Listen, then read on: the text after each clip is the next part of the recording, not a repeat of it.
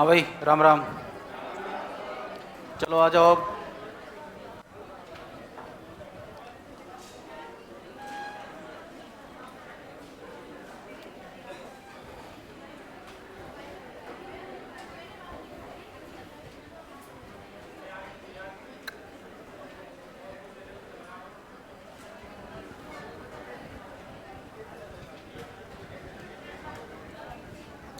जल्दी आओ, देखें।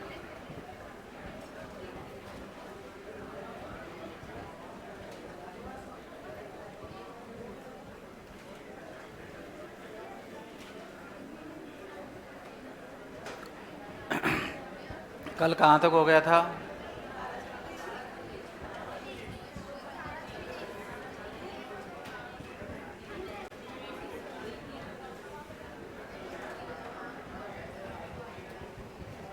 करें शुरू? हाँ भाई, तटवर्ती क्षेत्रों, ठीक हो?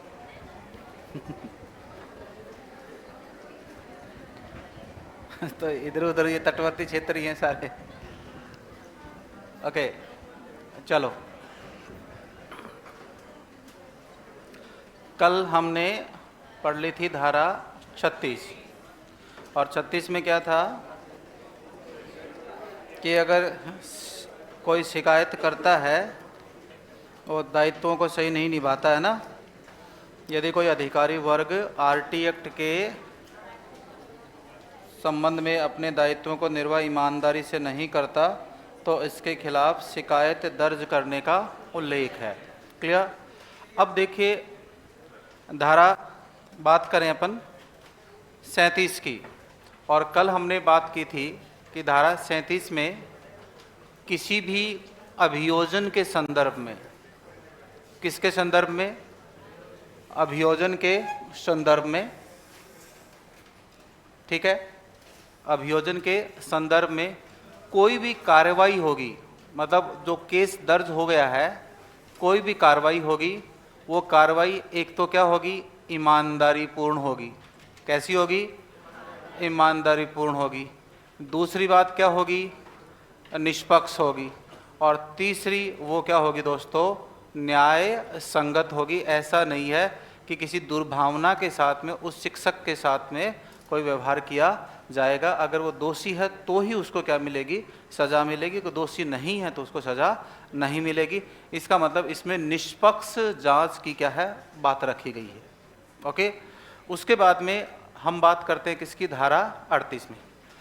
धारा 38 से पूरे अधिनियम में कहीं पर भी कोई संशोधन करना हो, उसका विस्तारण करना हो, तो ये क्या है? धारा 38। और धारा 38 की शक्तियों का उपयोग करते हुए कौन सी बताएगी? धारा 39 बताई गई थी, ठीक है। जिसमें विभिन्न प्रकार के क्या रखे गए थे?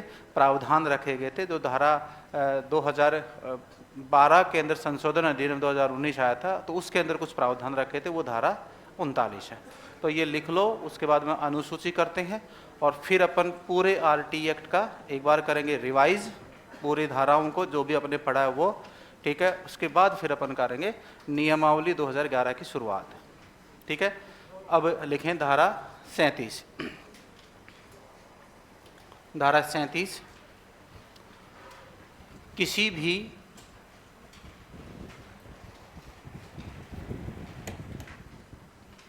धारा 37 किसी भी अभियोजन के संबंध में, किसी भी अभियोजन के संदर्भ में या संबंध में कोई कार्रवाई की जाती है, किसी भी अभियोजन के संबंध में कोई कार्रवाई की जाती है, तो यह कार्यवाही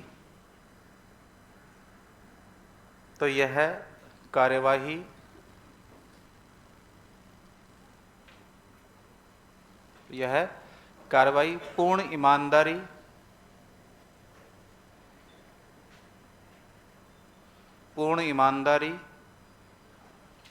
निष्पक्ष,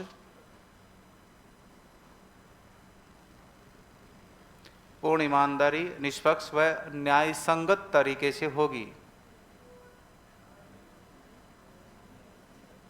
न्यायसंगत तरीके से होगी, न्यायसंगत तरीके से होगी। क्लियर है? ठीक है। फिर लिखें धारा 38, धारा 38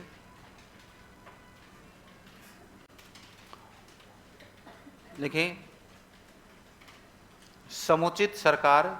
देखो जहां पर भी मैंने समुचित सरकार बोला है इसका अर्थ हमेशा होगा केंद्र सरकार, और जहां पर राज्य सरकार बोला है उसका अर्थ होगा स्थानीय सरकार, क्योंकि राज्य स्तर पर ही किसी भी अधिनियम को क्या किया जा सकता है, लागू किया जा सकता है। केंद्र सरकार आकर स्कूल में लागू नहीं करेगी, लागू करने का दायित्व किसका है, राज्य सरकार का, और राज्य सरकार ही क्या कहलाएगी, स्थानीय सरकार। तो जहां पर भी राज्य सरकार की बात कहता हूं तो वहां शब्द आएगा स्थानीय सरकार, और समुचित सरकार का मतलब है सुप्रीम पावर, सुप्रीम पावर का मतलब क्या होगा, केंद्र सरकार। ठीक है, तो लिखें समुचित सरकार, कोष्टक में लिख लो केंद्र सरकार, को डाउट नहीं रहे, समुचित सरकार कोष्टक में लिखें केंद्र सरकार को अधिकार है, को अधिकार है, को अधिकार है कि वह संपूर्ण अधिनियम में, को अधिकार है कि वह संपूर्ण अधिनियम में, संपूर्ण अधिनियम में परिवर्तन का प्रावधान, संपूर्ण अधिनियम में क्या, परिवर्तन का प्रावधान रखती है, परिवर्तन का प्रावधान रखती है। क्लियर? लिखें धारा 38 की शक्तियों का, धारा 38 की, धारा 38 की शक्तियों का उपयोग करते हुए ही,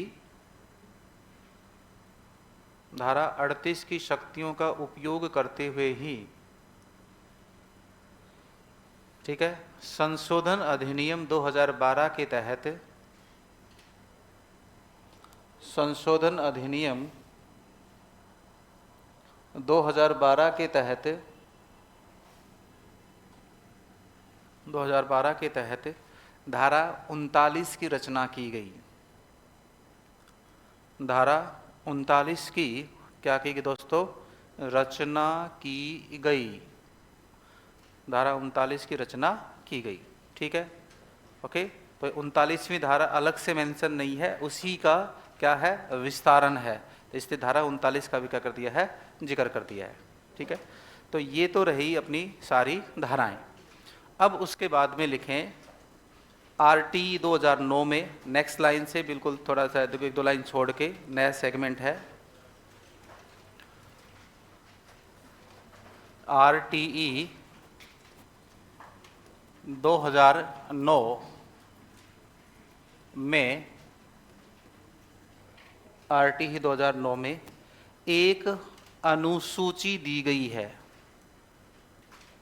एक क्या दी गई है, अनुसूची दी गई है, एक अनुसूची दी गई है, एक अनुसूची दी गई है। ठीक है, जिसमें निम्न विषय वस्तु है, जिसमें क्या है, निम्न विषय वस्तु है, निम्न विषय वस्तु हैं। ठीक है, बिंदु ए डालें,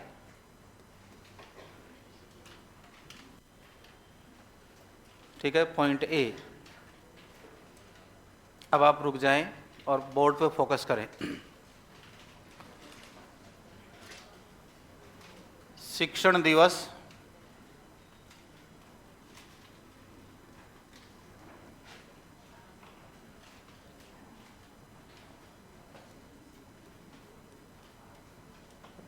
प्रतिदिन शिक्षण कार्य,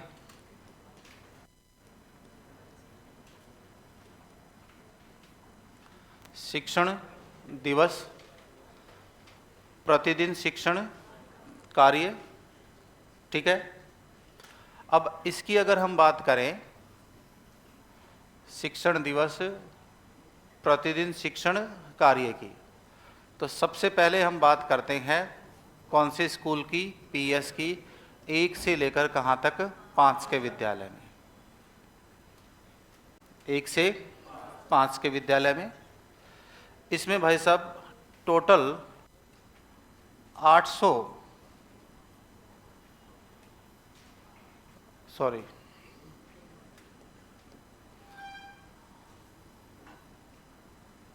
टोटल 200 शिक्षण दिवस होते हैं। कितने होते हैं बेटा?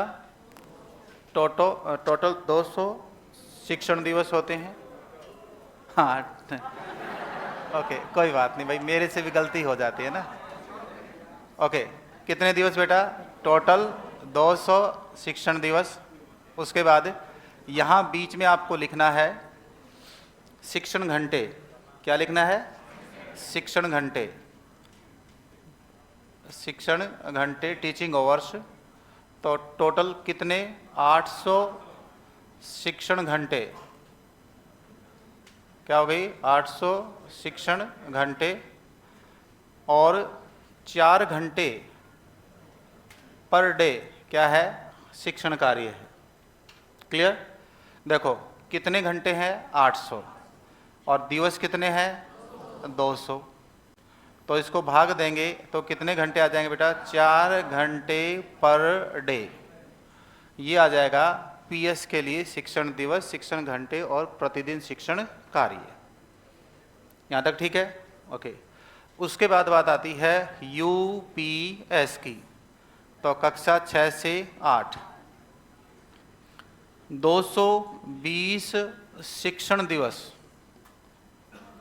कितने आ जाएंगे? 220 शिक्षण दिवस। ठीक है? वह 1000 शिक्षण घंटे, 1000 शिक्षण घंटे और साथ में कितने आ जाएंगे? ये 4.5 घंटे पर डे क्या आ जाएंगे? टीचिंग आवर्स आ जाएंगे पर डे के हिसाब से। ओके, ये मानक हैं जो कि विद्यालय में अध्यापक के लिए लागू होते हैं। एक टीचर को साल में कक्षा 1 से 5 के लिए 800 घंटे पढ़ाना है, उसमें 4 घंटे पर डे पढ़ाना है। टोटल 200 दिन विद्यालय लगेगा, इतना तो कम से कम लगना चाहिए। अब बात करते हैं सवाल की। सवाल क्या था? प्राइमरी स्कूल के लिए, ठीक है, या यूपीएस के लिए? एक ही बात है, सवाल के हिसाब से एक ही बात है, घंटों के हिसाब से अलग अलग बात होगी। पीएस या यूपीएस के लिए एक शिक्षक को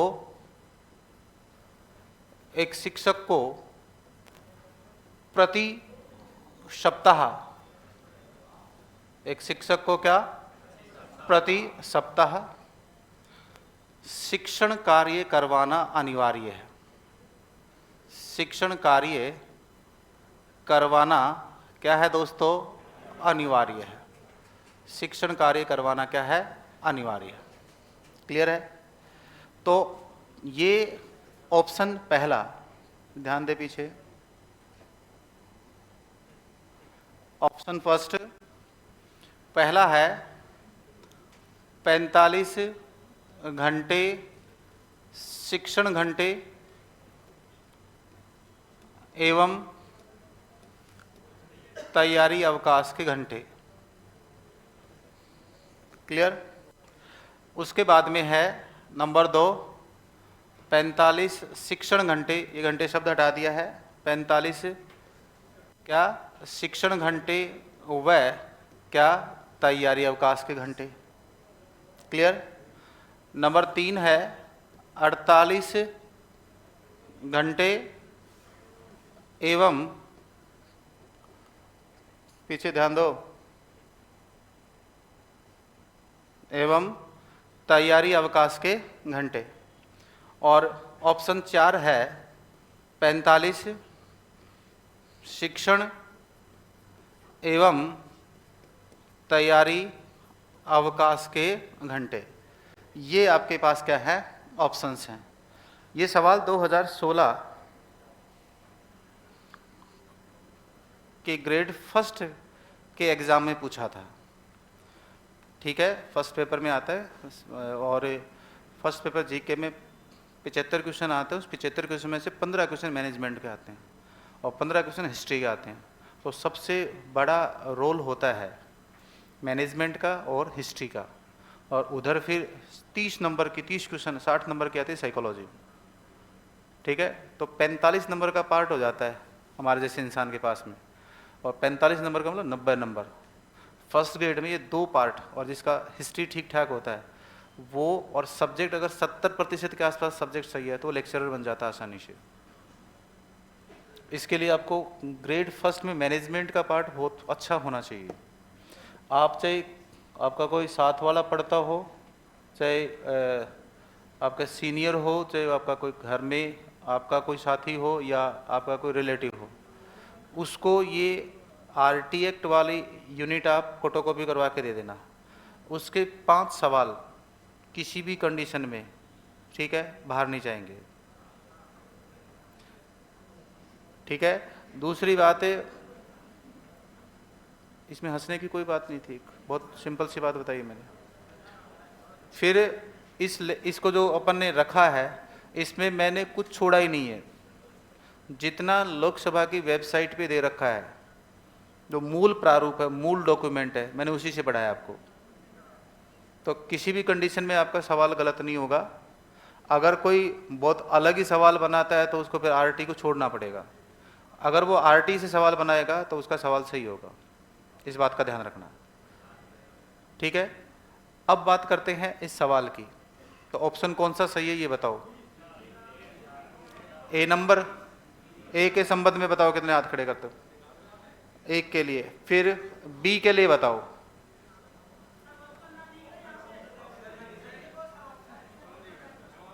ऑप्शन नहीं दिख रहे, चलो अभी दिखाता हूं बेटा। अरे अरे एक सेकंड, अरे अरे रुको रुको, हाँ अभी दिखाता हूं। ये देखने दिखाने वाला काम तो कर दूंगा मैं। हाँ,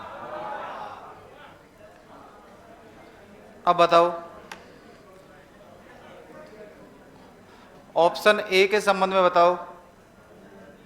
1 2 3 4। अच्छा, ऑप्शन बी के संबंध में हाथ करो तो पूरा खड़े करो, ये भूमिका मत दबाओ। हाँ ठीक है। और ऑप्शन सी के संबंध में 48 घंटे। और ऑप्शन डी के संबंध में ये मैं भी हूं। Option D is the right answer. अब सुने बात, एक ध्यान दो, 4 घंटे पर डे स्कूल चलेगा। और स्कूल कितने घंटे चलता है, कितने दिन चलेगा, 6 दिन। शिक्षण सप्ताह कितने दिन का होता है, 6 दिन का। संडे आ जाएगा, ठीक है। तो 24 घंटे तो होगा शिक्षण कार्य। क्या होगा, शिक्षण कार्य। ऑप्शन नंबर 1 में वो शिक्षण कार्य ही 45 घंटे का कर रहा है। ध्यान से देखो, 45 घंटे शिक्षण घंटे प्लस तैयारी अवकाश। समझ में आई बात, ठीक है। एक शिक्षक को टोटल ही पूरे वीक में कितने घंटे पढ़ाना है, 45। और उस 45 में उसका शिक्षण घंटे प्लस क्या है, उसके तैयारी अवकाश के घंटे हैं। तो 24 घंटे तो कहाँ पढ़ाएगा, स्कूल में। जहाँ पढ़ाएगा स्कूल में जाएगा तो 24 घंटे तो उसको पढ़ाना पड़ेगा। प्लस उस 24 घंटे को पढ़ाने के लिए उसको घर पर रहकर क्या करनी है, टीचिंग प्लान करना है। क्या करना है, टीचिंग प्लान करना है, शिक्षण योजना बनानी है। और वो प्राइमरी स्कूल के अंतर्गत होती है 21 घंटे की। कितने घंटे की होती है, 21 घंटे की। समझ में आई बात। अब सवाल को देखो, इसने क्या कर दिया कि 45 घंटे तो टोटल किसके कर दिए, शिक्षण के कर दिए, जबकि होने कितने चाहिए, 24। कितने होने चाहिए? 24। 24 प्लस तैयारी अवकाश के घंटे कितने हैं? तो टोटली कितने घंटे होंगे दोनों को मिलाकर? 45। और इसमें क्या कह रहा है वो कि केवल शिक्षण घंटे कितने हैं? इस लाइन को समझो थोड़ा सा। 45 घंटे किसके? शिक्षण के घंटे कितने कर दिए? 45। और अलग से क्या कर दिया? तैयारी। और अगर ध्यान से समझोगे ना तो पहला ऑप्शन और दूसरा ऑप्शन सेम है।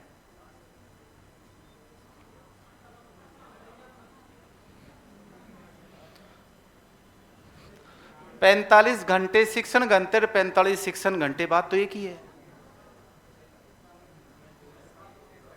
45 घंटे शिक्षण घंटे और 45 शिक्षण घंटे, तो एक ही बात हुई कि नहीं हुई? प्लस तैयारी अवकाश तो 21, तो टोटल कितने हो रहे हैं? 66। और टोटल कितने हो रहे हैं? 66।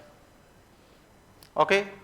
और क्योंकि 8 दिन का कोई स्कूल नहीं हो सकता है ना, 8 घंटे आप पर डे पढ़ा ही नहीं सकते, इसमें क्या कह रहा है? 48 घंटे शिक्षण घंटे और तैयारी अवकाश के। तो तीनों ऑप्शन क्या है? गलत हैं। अब चौथे ऑप्शन पे समझो। 45 संख्या हो गई और 45 वो क्या बता रहा है? शिक्षण। अब उसने अगर बीच में यहां लिख देता ना शिक्षण घंटे, तब तो 45 घंटे केवल शिक्षण के हो जाते, लेकिन अब उसने क्या लिखा है? 45 शिक्षण व क्या? तैयारी। तो 45 में क्या आ गया? 24 घंटे। तो क्या आ गए बेटा? पढ़ाने के आ गए, प्लस इसमें 21 घंटे क्या आ गए? तैयारी। इसलिए ये राइट ऑप्शन हो जाएगा, यही ऑप्शन इसमें सही था। ये टेक्निकल सवाल है, समझने वाला सवाल है, जिसकी भाषा पर थोड़ी ठीक ठाक पकड़ होती है वो इसको सही कर लेता है, अदरवाइज फिर वो व्यक्ति फंसता है। क्लियर है? कोई डाउट है किसी को? तो एक शिक्षक के लिए टोटल कितने? 45 घंटे शिक्षण एवं तैयारी अवकाश के घंटे होने चाहिए। ये राइट ऑप्शन हो जाएगा आपका। तो यहाँ पर आपको अगर ध्यान देना है तो क्या ध्यान देना है कि आरटी की धारा, आरटी के उसमें अनुसूची 1 में 3 विषय वस्तु दी गई हैं। एक तो दिया गया है शिक्षण दिवस, शिक्षण घंटे और प्रतिदिन शिक्षण कार्य। ठीक है। इसके अंतर्गत पीएस के लिए कितने दे रखा है? 200 दिन। और शिक्षण घंटे कितने दे रखे हैं? 800। और पर डे शिक्षण कार्य कितना हो जाएगा? 4 घंटे। ठीक है। अब इससे आप कैलकुलेट कर सकते हो, है ना। तो अब मुझे बताओ यूपीएस के लिए शिक्षण घंटे पर वीक कितने होंगे?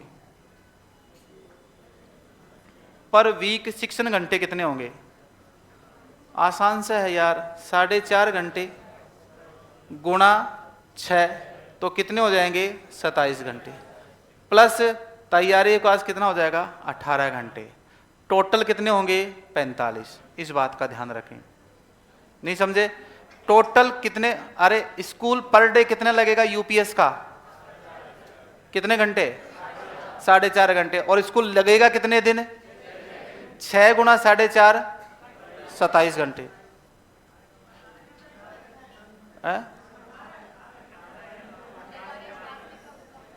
4.5 गुणा 6 कितने? अरे टोटल 45 घंटे तैयारी अवकाश सहित है, तो 27 घंटे पढ़ाएगा तो 48 घंटे किसके बच गए? तैयारी के। और पहले वाले में कितने थे? 21 घंटे थे। 21 और 24 45, और 27 और 18 45। गणित है सामान्य सा।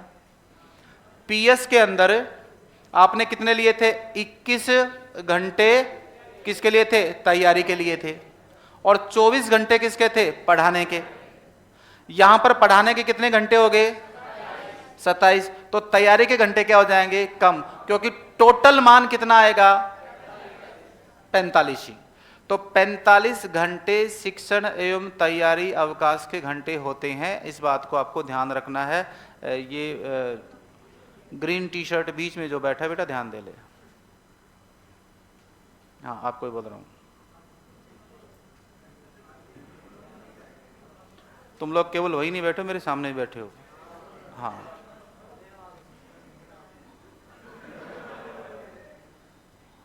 क्या कोई गलत बात बोली क्या मैंने? तो फिर बेवकूफ़ी की तरह क्यों हरकत कर रहे हो? वापस समझे। 4 घंटे पर डे लगेगा कि नहीं लगेगा स्कूल? तो कितने घंटे लगेगा पूरे सप्ताह? 24 घंटे लगेगा नहीं? इस 24 घंटे को पढ़ाने के लिए मास्टर साहब को क्या करना पड़ेगा? 21 घंटे पढ़ना पड़ेगा घर पर। तो ये हो गया 24 प्लस 21, टोटल कितना? 45। और क्योंकि यूपीएस में टाइमिंग क्या है? 4.5 घंटे है, तो टोटल कितने घंटे हो जाएंगे? 27 घंटे। गणित सिंपल सा है, 6 दिन के हिसाब से गुणा कर दो और टोटल होंगे 45 घंटे, तो तैयारी अवकाश के घंटे यूपीएस के लिए कितने हो जाएंगे? 18। अब बताओ किसको डाउट हो? तो किसको डाउट है? हाथ खड़ा करें। ईमानदारी से, कोई दिक्कत नहीं, मुझे ये बात बताने में कोई शर्म नहीं आ रही है, न मुझे कोई एतराज है। चीज़ नहीं समझ में आ रही है तो दोबारा पूछ सकते हो, वो उसको पूछो, मैं बताऊंगा, लेकिन वो दूसरा मामला फिट नहीं है। बोलो, बताना है दोबारा? हाथ खड़े करो। हाँ सुनो बेटा, कक्षा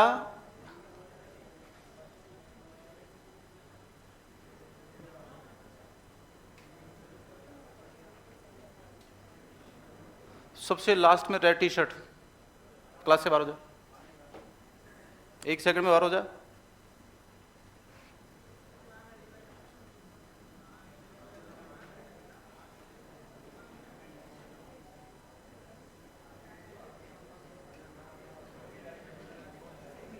अब ध्यान दो,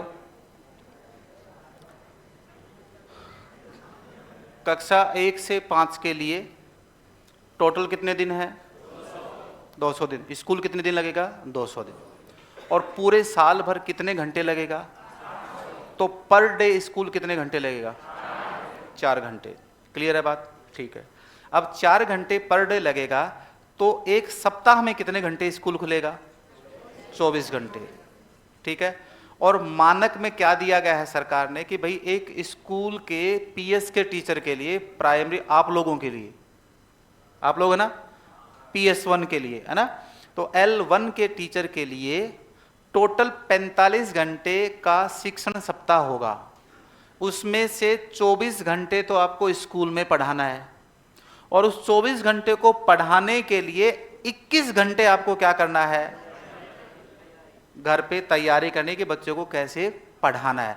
अब बोलो इसमें क्या डाउट है? क्या हुआ? स्कूल 6 घंटे कहाँ लगती है? नहीं, बच्चे को फिर वो रेस्ट दिया जाता है ना बीच में, उसको वैकेंट पीरियड होते हैं, खेल और उसका होता है, पढ़ाने के 4 घंटे होते हैं। मानक आरटी के अंदर है। फिर क्योंकि शिक्षा समृद्धि सूची का विषय है, तो राज्य अपने अनुसार क्या कर लेता है, उसमें फेरबदल कर लेता है स्थानीय स्तर पर। लेकिन आरटी एक्ट तो ये कहता है कि आपको स्कूल कितने घंटे लगानी है? 4 घंटे छोटे बच्चों की। ठीक है। फिर स्थानीय जो सरकार है, राज्य सरकार है, उसकी परिस्थितियां क्या हैं? विषम है। मौसम की मार हो सकती है, दूर दराज के क्षेत्र हो सकते हैं, तो वो अपने समय को क्या कर सकती है? घटा सकती है, बढ़ा सकती है। तो 7:30 से लेकर 1 तक 5.5 घंटे लगती है। ठीक है। फिर उसके अंदर आधे घंटे का क्या हो जाता है? रेसेज होता है। फिर 1-2 पीरियड क्या होते हैं? वैकेंट होते हैं। 20-25 मिनट की क्या होती है? प्रार्थना निकल जाती है। 10-10 मिनट के 2 रेसेज हो जाते हैं। तो टोटल मिला के शिक्षण घंटे की बात आएगी ना, तो कितने घंटे आएंगे? 4 घंटे पर डे, 6 दिन के हिसाब से 24 घंटे तो गुरुजी को क्लास में पढ़ाना है, और वो 24 घंटे पढ़ाने के लिए 21 घंटे कहाँ काम करना? घर पर पढ़ने के लिए पढ़ना है। ठीक है। तो उसको बोलते हैं तैयारी अवकाश। यहाँ तक क्लियर है? यही बात यूपीएस के लिए चेंज हो जाएगी, क्योंकि यूपीएस वाले बच्चों को कितने घंटे पढ़ाना है? 4.5 घंटे। कितने घंटे? और 4.5 घंटे के हिसाब से अगर आप गुणा करोगे 6 को, तो कितने घंटे आएंगे? 27। लेकिन सरकार कहती है कि टीचर के लिए घंटे कितने हैं पर वीक? 45 ही हैं। तो किस में कमी आ जाएगी? तैयारी अवकाश में। वहाँ पर तैयारी अवकाश कितने घंटे होगा? 18। और यहाँ पर पीएस के लिए क्या होगा? अब ये 45 जो घंटे है ना, वो शिक्षण और तैयारी दोनों को मिलाकर है, अलग से केवल शिक्षण घंटे नहीं है कि ये कह दो कि साहब 45 घंटे तो हम स्कूल में पढ़ाएंगे। ये जो भाषा कह रही है ना, ये सवाल की जो भाषा कह रही है, वो क्या कह रहा है कि 45 घंटे किसके? शिक्षण के घंटे। जबकि यहाँ होना कितना चाहिए था? 24 घंटे, या क्या हो सकता है? 27 घंटे। यही तो हो सकता है ना। प्लस यहाँ कितने होंगे तैयारी के 21 घंटे या 18 घंटे, है ना। तो जैसे ही उसने शिक्षण 45, क्या पहले तो ये लिख दिया 45 घंटे कर दिया, यूनिट बना दी 45 घंटे, और 45 घंटे किसकी, शिक्षण के घंटे की, तो गलत हो गया कि नहीं हो गया। वहां पर घंटे कितने आने थे, 24।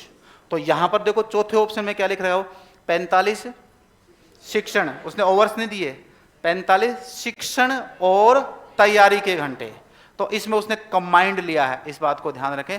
ये सवाल पूछा था, बहुत अच्छा सवाल था और कंसेप्चुअल सवाल था, दिमाग लगाने वाला सवाल था, वरना सारे डाटा क्या थे 45 45 45 है। और हम क्या करते हैं, एक तरफ और दिमाग जाता है कि हर दिन अपन क्या करते हैं 48 कालांश लगाते हैं, किसमें 8 कालांश, 6 दिन के हिसाब से कितने हो गए 48। लेकिन कालांश तो एक समय का खंड होता है, कालांश तो 35 मिनट का भी हो सकता है, 30 मिनट का भी हो सकता है, 1 घंटे का भी हो सकता है, 40 मिनट का भी, 45 मिनट का भी। तो कालांश घंटा नहीं है, ध्यान रखना इस बात का, वो 1 ओवर माना नहीं जाता है। 45 घंटे हैं और वो 48 कालांश हैं। तो कालांश का मतलब है काल का अंश, वो समय का कोई भी एक अंश हो सकता है, उसको कितना भी ले सकते हैं, उस आधार पर गणना नहीं की जाएगी। आई थिंक क्लियर हो गया होगा, ठीक है, ओके। उसके बाद दूसरी चीज फिर आती है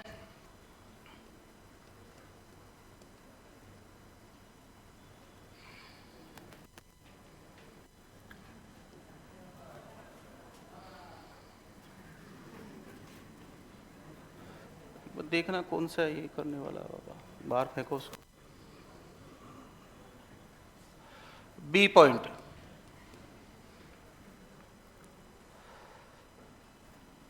शिक्षण व्यवस्था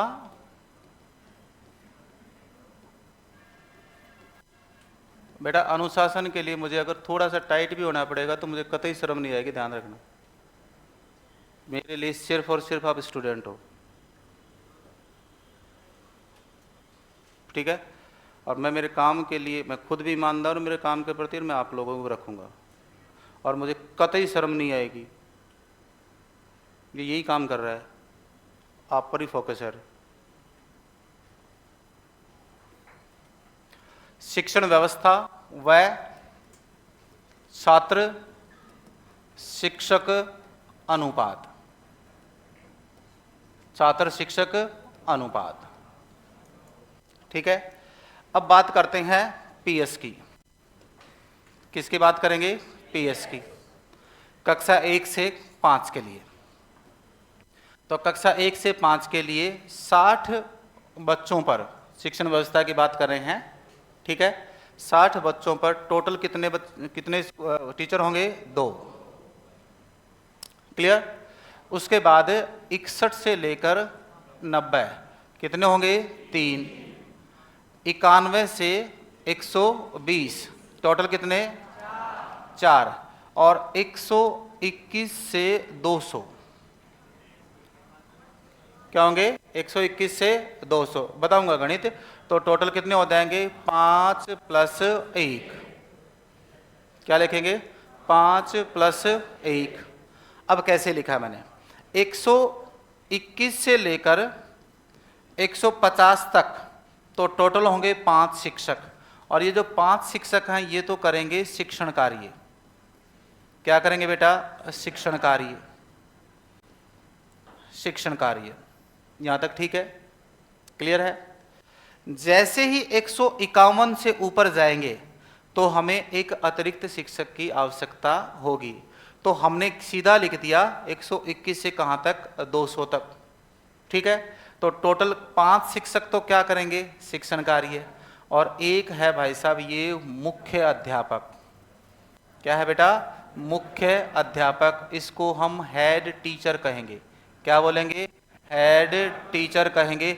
याद रखें प्राइमरी और यूपीएस के अंतर्गत कभी भी हेड मास्टर की पोस्ट होती नहीं है, बोलते हेड मास्टर हैं लेकिन वो शब्द होता है हेड टीचर, क्लियर।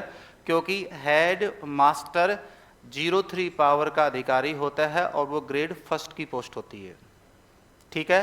जब तक स्कूल 10वीं तक का नहीं हो तब तक हेडमास्टर शब्द यूज नहीं होगा, और अब क्योंकि 10वीं तक के कोई विद्यालय ही नहीं है तो हेडमास्टर के पद को भी क्या कर दिया गया है, समाप्त कर दिया गया है। उसके स्थान पर एक नया पद आया है वाइस प्रिंसिपल, उप प्रधानाचार्य का। अब वर्तमान में एचएम शब्द कहीं पर भी अस्तित्व में नहीं है, इस बात का ध्यान रखिए। हेडमास्टर बोलना गलत है, क्योंकि हेडमास्टर ग्रेड फर्स्ट का शब्द है और पीएस और यूपीएस के अंदर सिर्फ कर्मचारी होते हैं। वहाँ पर जो भी टीचर क्या होगा, सीनियर होगा, वरिष्ठ होगा, और ग्रेड सेकंड का होगा, उसी को क्या बनाया जाएगा, उसका मुखिया बनाया जाएगा।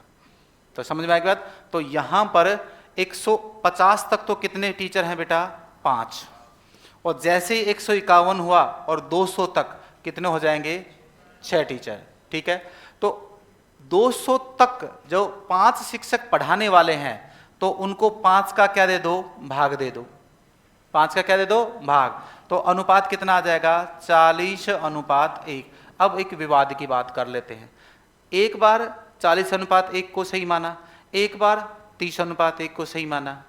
ठीक है, शर्त क्या थी, अगर छात्र संख्या 150 के अंदर है तब तो छात्र शिक्षक अनुपात क्या होगा, 30:1 होगा, इस बात को मानेंगे। लेकिन शर्त यह है कि अगर छात्र संख्या 150 से अधिक है तब छात्र शिक्षक अनुपात क्या रखेंगे, 40:1 रखेंगे। एक बड़ा विवाद का विषय था, काफ़ी सारे लोगों के साथ इंसल्ट का सामना करना पड़ा था जब उसको की बता दी थी। सीधा सीधा शर्त है, सामान्य रूप से 30:1 आएगा अनुपात, लेकिन शर्त है कि अगर छात्र संख्या कितनी है, 151 है, तो अनुपात सीधा क्या जाएगा, 40:1। क्लियर है बात। क्योंकि 5 शिक्षक 200 बच्चों को पढ़ाएंगे तो 200/5 गुणा 200/5 बराबर 40:1 आएगा। यस और नो। ठीक है, 150 तक हम 5 ही शिक्षक रखते हैं, अतिरिक्त शिक्षक नहीं होगा, तो अनुपात कितना रहेगा, 30:1 रहेगा। यहाँ तक क्लियर है, कोई डाउट नहीं है भाई, कोई है क्या समस्या कोई। ठीक है, उसके बाद किसका था ये, पीएस का। यूपीएस की अगर हम बात करें, यूपीएस की बात करें तो यूपीएस के अंदर सीधा ही वो कह रहे हैं कि 3 विषय अध्यापकों की आवश्यकता होगी। कितनी होगी, 3 विषय अध्यापकों की आवश्यकता होगी। तो यूपीएस में 3 विषय होते हैं। ठीक है, एक तो होता है आपका एसएसटी का टीचर, एक होता है आपका भाषा शिक्षक, और एक होता है भाई साहब आपका मैथमेटिक्स और साइंस का टीचर। तो 3 विषय अध्यापकों की क्या होती है, आवश्यकता होती है। कितनी होती है, 3 विषय अध्यापकों की आवश्यकता होती है। इन 3 विषय अध्यापकों के लिए छात्र शिक्षक अनुपात कितना दिया गया है, 35:1। ये स्टैंडर्ड अनुपात दिया गया है। कितना दिया गया है, स्टैंडर्ड अनुपात दिया गया है। ठीक है, अब ध्यान से देखें, वहां पर पहले वाले में 150 से अधिक होने पर, 151 होने पर अतिरिक्त विषय अध्यापक, अतिरिक्त कक्षा उसके अध्यापक की आवश्यकता थी। यहाँ पर यह है कि जैसे ही विद्यालय में उन कक्षाओं में क्या टोटल संख्या 100 से क्या हो जाएगी, अधिक हो जाएगी, तो हमें एक अलग से विषय अध्यापक की और आवश्यकता होगी। क्या होगी, एक से, जैसे ही कक्षा में, अब ध्यान से सुने, एक यूपीएस सेटअप में टोटल 120 क्या है, स्टूडेंट हैं।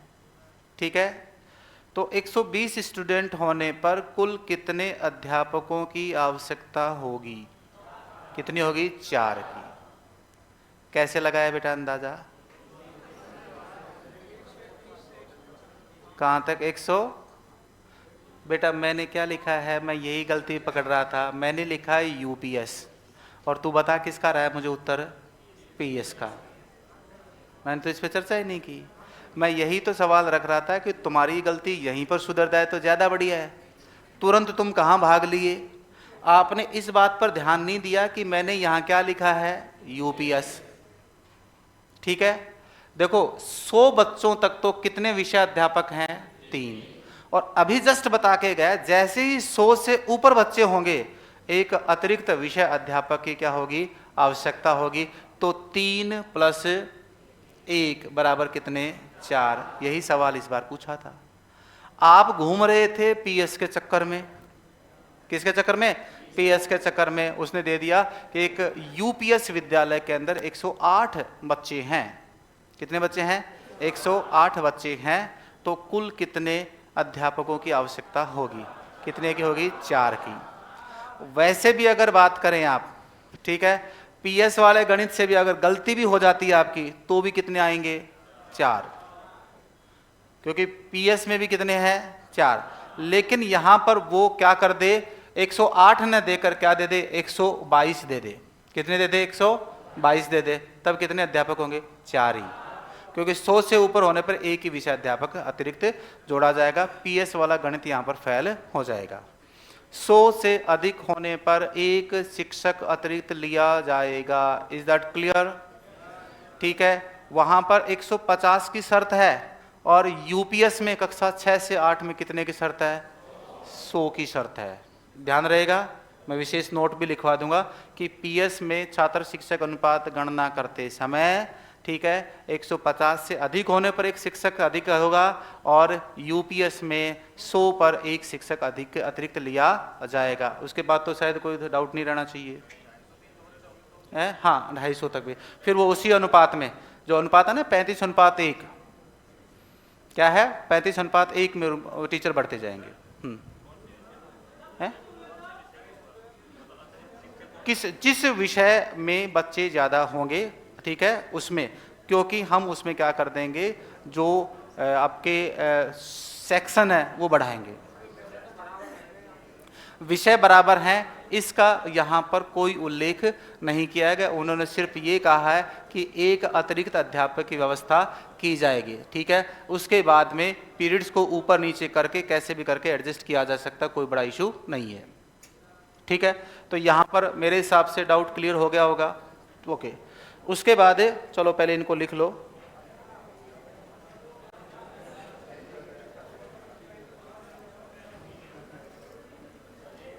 हाँ भाई, क्या कह रहे हो? किसमें किसमें शिक्षण कार्य कब? किसने दे रखा है? किसने नहीं दे रखा है? किसी में नहीं दे रखा है, नहीं दे रखा है। नोट्स में कालांश दे रखे हैं, घंटे नहीं, कालांश, पीरियड्स। पीरियड्स की तो काउंटिंग में पहले बता चुका हूँ। 45 घंटे यूपीएस और पीएस दोनों के लिए सेम है। किसी भी कंडीशन में 48 घंटे कहीं नहीं लिखा हुआ है। एक बार नहीं, कम से कम 150 बैच में पढ़ा चुका हूँ मैं आरटी। ठीक है, और ये वाला सवाल मेरे से कई बार पूछा गया है। इसका मतलब मैं इतनी सारी चीज़ें मुझे याद हैं, तो एक सामान्य से चीज़ को मैं ध्यान नहीं दूंगा क्या?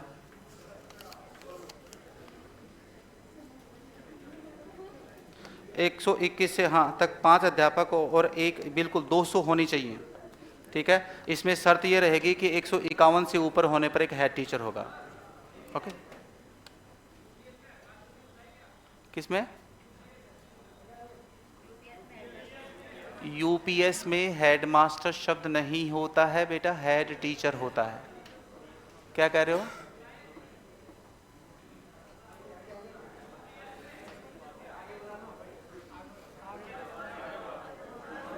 यार मेरे पास आपकी आवाज पूरी नहीं आ रही है।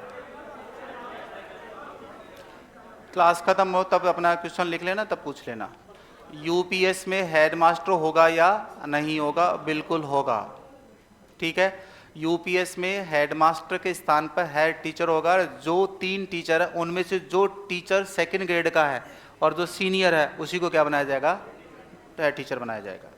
ठीक है, हेड टीचर ही शब्द होता है।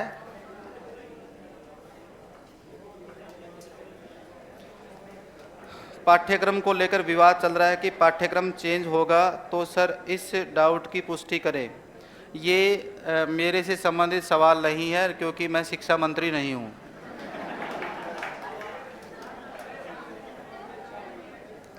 आरटी एक्ट 2009 में कक्षा 1 से 8 तक का प्रावधान है, लेकिन कुछ विद्यालयों में एलकेजी, जहाँ पर एलकेजी है ना, बालवाड़ी की शिक्षा चालू है, वहाँ पर प्रारंभिक कक्षा का मतलब एलकेजी होगा। ये मैं आपको बता चुका हूँ। ठीक है, जहां पर भी एलकेजी होगा वहां कक्षा पहली होगी वो उसको क्या कहेंगे, एलकेजी कहेंगे, दूसरी कक्षा को यूकेजी, तीसरी कक्षा को प्रेप एजुकेशन, और फिर 5 साल और जोड़ दो आप, ठीक है, तब जाकर वो क्या हो जाएगा काउंट। 8 साल की एजुकेशन दी जाएगी, 3 साल से लेकर 11 साल तक दी जाएगी। जो आप ऊपर 6 से लेकर कहाँ तक 8 तक आरक्षण दे रहे हैं, वही आरक्षण कक्षा 1 से पहले 3 कक्षाओं में नर्सरी जो कक्षाएं होती हैं एलकेजी यूकेजी प्रेप एजुकेशन में दे दोगे, उसमें कोई दिक्कत नहीं है। आरक्षण कितने साल का मिल रहा है, 8 साल का। कितनी कक्षाओं में मिल रहा है, 8 कक्षाओं में। कितने साल की छूट मिल रही है, 8 साल की छूट मिल रही है। जो 3 साल की छूट ऊपर दे रहे थे उसी छूट को आप क्या दे रहे हो, कक्षा 1 से पहले दे रहे हो, बात तो बराबर है, उसमें कोई दिक्कत नहीं। विशेष प्रावधानों के अंदर है, आरटी की धारा 25 के अंतर्गत। और बताओ, अब लिखें, चलो लिखो। पाठ्यक्रम का देखो ऐसा है, हाँ कोई से सब्जेक्ट का नहीं होगा भाई साहब, ये इसमें आरटी मौन है, उसने ये नहीं लिखा है कि किस विषय का अध्यापक होगा, क्योंकि वहां पर अगर आप अध्यापक किसी भी विषय का लेगो तो अनुपात बिगड़ जाएगा। अब मान लीजिए एसएसटी का ले लिया आपने तो साइंस मैथ्स के लिए हो जाएगा। दूसरी बात, ये डिपेंड करता है वहाँ के एचएम पर, क्योंकि उस स्कूल में ग्रेड 2 का भी क्या है, स्टाफ है, उस स्कूल में ग्रेड 1 का भी क्या है, स्टाफ है, और बाकी जो टीचर हैं उनके पीरियड्स क्या करे जा सकते हैं, बढ़ाए जा सकते हैं, उसमें कोई दिक्कत नहीं है। वो सरकार जिसको लगाना चाहे उसको लगा सकती, अलग से विषय अध्यापक की कोई गणना नहीं की गई। क्या क्या कह रहे हो, हाँ यूपीएस में, हाँ 35:1 में आप गणना कर लो कि 200 तक 35 अनुपात में कितने टीचर आएंगे। अब 100 होने पर एक शिक्षक और क्या ले लोगे आप, जैसे 140 टीचर, 140 बच्चे हैं, 140 में 35 का भाग दो, कितने हो गए 4, प्लस एक टीचर क्या कर दो, जोड़ दो, टोटल कितने हो जाएंगे 5। अनुपात कितना था, 35:1। 35:1 था कि नहीं था। जैसे ही आपके पास कितना हुआ, 4 तो आ ही गए 35 तक, फिर एक शिक्षक और क्यों, क्योंकि छात्र संख्या कहां बढ़ गई है, 100 से ऊपर चली गई है। 100 से ऊपर जाते ही आपको एक टीचर अलग मिल जाएगा। और 35:1 के हिसाब से आप क्या कर रहे हो, शिक्षक की गणना कर रहे हो, तो 35 70 होते ही कितने 2, और जैसे ही 105 हुए तो टीचर हो जाएंगे 4। 105 होते ही टीचर कितने हो जाएंगे 4।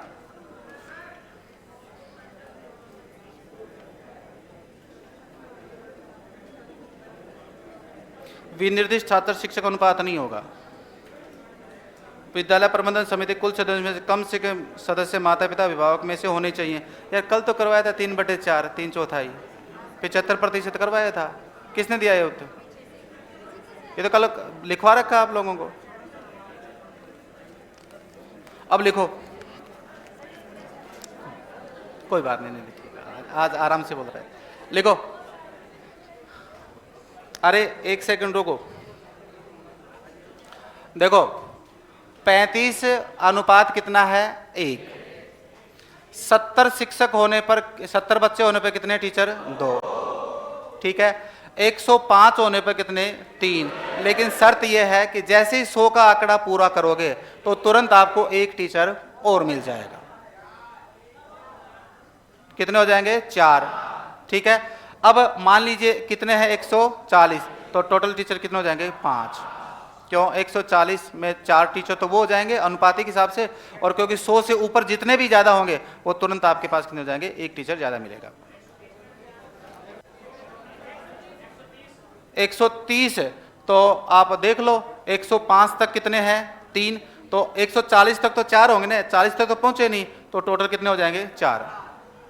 एक है किसमें 4 माना था, अरे डिलीट होके वापस आंसर की आई थी, आंसर की वापस आई थी बेटा, उसकी आंसर की वापस आई थी, हाँ फिर 4 माना था उत्तर, यही तो मामला था, वरना मैं समझाता ही नहीं।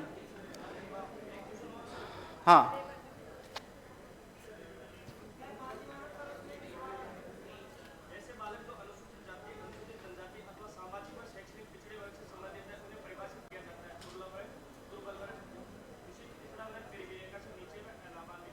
अलाभान्वित बच्चे हैं, अलाभान्वित था, क्योंकि इसके लिए खास श्रेणी के बच्चों को बात कही गई थी, निशक्त शब्द को हटाकर विकलांग शब्द, इसीलिए क्योंकि चारों का अर्थ क्या है, एक ही है, इसलिए इसमें स्टार देते थे। ये 4 क्वेश्चन डिलीट हुए थे इसमें से, ये सवाल भी था, L1 में सवाल आया था ये। और वो जो 5 वाला 4 वाला है ना, वो भी सवाल रिट में उसमें गया था, उस पर रिट लगी थी और फिर उसका उत्तर 4 ही माना था, डिलीट हो गया था वो। अब लिखो बेटा,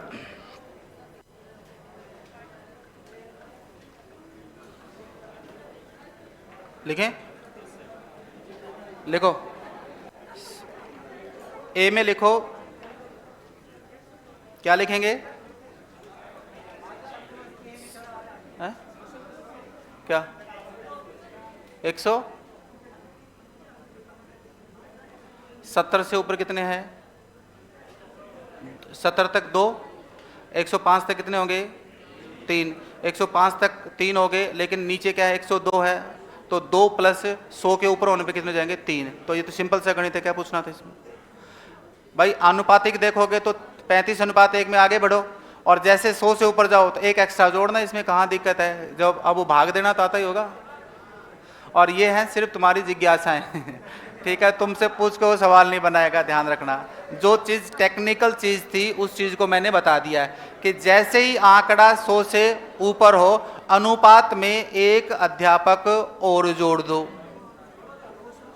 अरे वो उसको वहीं रख लो, हाँ समझ गया मैं, कोई मतलब वाली बात है। लिखो, कोई सवाल ही नहीं है ना ऐसा। लिखो, शिक्षण, ए बिंदु लिखें, शिक्षण दिवस, शिक्षण दिवस, अनुपात, अनुपात शब्द वो लिख लें, सिंबल डालें अनुपात का, ठीक है। शिक्षण दिवस, फिर लिखें शिक्षण घंटे, शिक्षण दिवस अनुपात शिक्षण घंटे, फिर से अनुपात लिख लो, ओके। प्रतिदिन शिक्षण कार्य, प्रतिदिन शिक्षण कार्य, प्रतिदिन शिक्षण कार्य,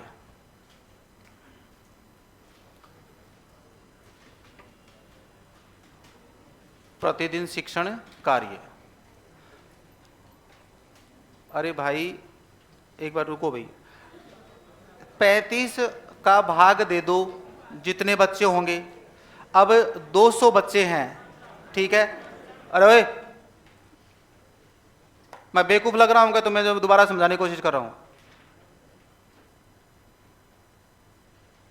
नहीं, एक चीज बताओ, मैं अगर इसको क्लियर कर रहा हूं तो मैं क्यों कर रहा हूं ये चीज? मैं आप लोगों के लिए कर रहा हूं या मेरे लिए कर रहा हूं?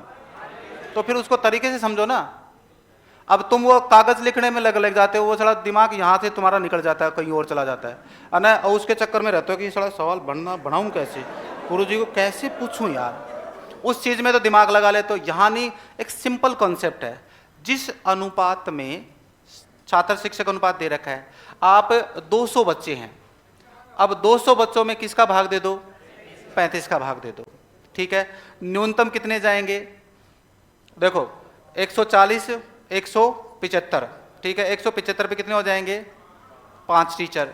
175 से ऊपर जाते कितने आ जाएंगे, 175 तक कितने शिक्षक होंगे, 5। 176 होते ही कितने होंगे, 6, प्लस एक शिक्षक कौन हो जाएगा, वो जो 100 से ऊपर, तो 6 + 1 7 टीचर हो जाएंगे। अब कितनी भी संख्या दे लो, उस अनुपात में भाग दे दो, और 100 से ऊपर होते ही क्या करोगे, एक एक्स्ट्रा टीचर आपको जोड़ना है, 100 के बाद, ठीक है। 100 के बाद फिर उन्हीं टीचर्स के क्या किया जा सकता है, सेक्शन बढ़ा सकते हैं ना, बच्चों के सेक्शन भी तो बनते होंगे ना, ऊपर नीचे पे कालांश लग जाएंगे, कालांश तो बढ़ा ही सकते हैं ना आप, ठीक है। लिखो, पीएस के लिए, पीएस के लिए दोबारा समझा दिया, अभी ध्यान से देखो। पीएस के लिए देखें, कक्षा 1 से 5 के लिए पीएस, या 1 से 5 के लिए, 1 से 5 के लिए लिखें, शिक्षण दिवस कितने हैं, 200, शिक्षण दिवस है 200, शिक्षण घंटे नीचे क्या लिखोगे 800, शिक्षण घंटे 800, ठीक है। और पर डे शिक्षण कार्य कितना 4 घंटे पर डे, 4 घंटे पर डे। क्लियर, ठीक है। फिर किसका लिखोगे बेटा यूपीएस का, किसका लिखेंगे यूपीएस का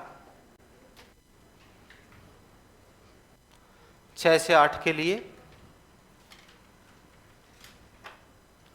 6 से 8 के लिए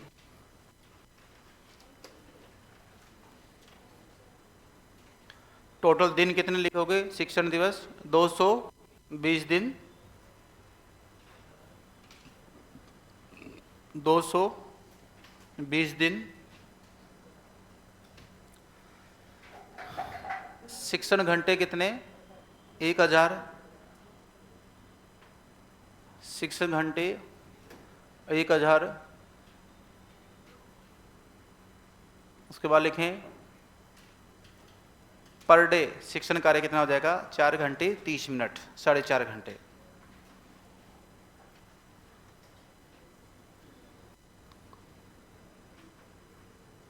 हो गया बेटा। फिर नीचे नोट डाल के लिखें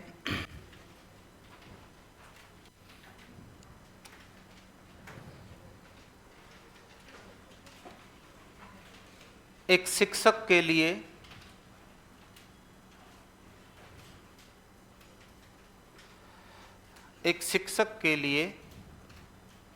अब ध्यान दे शिक्षक का कंसेप्ट है ये प्राथमिक और उच्च प्राथमिक दोनों के लिए एक बात रहेगी, ठीक है। मतलब एलिमेंट्री एजुकेशन की बात करेंगे हम, प्रारंभिक शिक्षा की बात करें, क्योंकि आरटी एक्ट प्रारंभिक शिक्षा के लिए है, इसलिए यहाँ पर शिक्षक का मतलब है उसके लिए 45 घंटे यूपीएस के लिए भी, 45 घंटे पीएस के लिए भी। आप जो बात कर रहे हैं वो है बेटा कालांश की बात। 48 कालांश जब टाइम टेबल बनता है ना, समय सारणी बनाई जाती है, तो समय सारणी के 3 सिद्धांत होते हैं, वार क्रम का सिद्धांत, कालांश क्रम का सिद्धांत, समय क्रम का सिद्धांत, है ना, ये अलग चीज है। वहां पर 48 कालांश होते हैं, उसमें एक प्रिंसिपल के 20 कालांश, एक लेक्चरर के 33 कालांश, ठीक है, एक जो सीनियर टीचर होता है उसके होते हैं आपके 36 कालांश, और 42 कालांश होते हैं L2 के, और 48 कालांश होते हैं L1 के, ठीक है। तो L1 के सारे कालांश लगाए जाते हैं, छोटे बच्चों को ज्यादा ध्यान देना पड़ता है। ये कालांश सिस्टम है, ये आपके सिलेबस में नहीं है, बस ये बताने के लिए बता दिया कि वार क्रम, समय क्रम और दिवस क्रम सिद्धांत का पालन करते हुए टाइम टेबल को बनाया जाता है। रायबर्न नामक एक साइकोलॉजिस्ट था, उसने टाइम टेबल कॉन्सेप्ट दिया था। स्पार्क प्लग ऑफ स्कूल, है ना, मतलब जैसे ही हम स्कूल की पहली घंटी लगती है तो पूरा स्कूल एक्टिवेट होता है कि नहीं होता है। पहली घंटी लगते दूर बच्चे खेल रहे, बोलो अरे भाग कालिया भाग, घंटी लागी चाल स्कूल में चाला, है ना, भागता कि नहीं भागता। तो हर बच्चा एक्टिवेट होता है घंटी सुनते ही, तो उसको बोलते हैं टाइम टेबल को स्पार्क प्लग ऑफ स्कूल।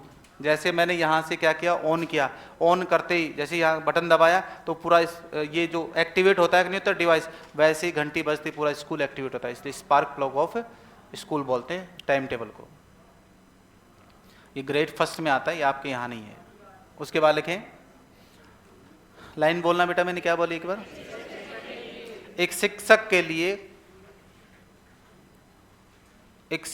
लिए कुल 45 घंटे, एक शिक्षक के लिए कुल 45 घंटे शिक्षण कार्य, कुल 45 घंटे शिक्षण कार्य करवाना अनिवार्य है, जिसमें उसका क्या बेटा तैयारी अवकाश शामिल है, जिसमें उसका क्या शामिल है, तैयारी अवकाश शामिल है, तैयारी अवकाश शामिल है, ठीक है। अब ये सवाल लिखेंगे, ठीक है। और सवाल मैं बोल रहा हूं,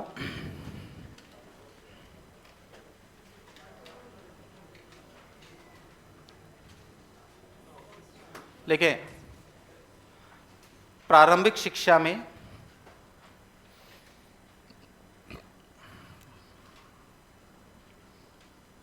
इधर आजा, इसको इधर भेजो, वो नहीं है क्या?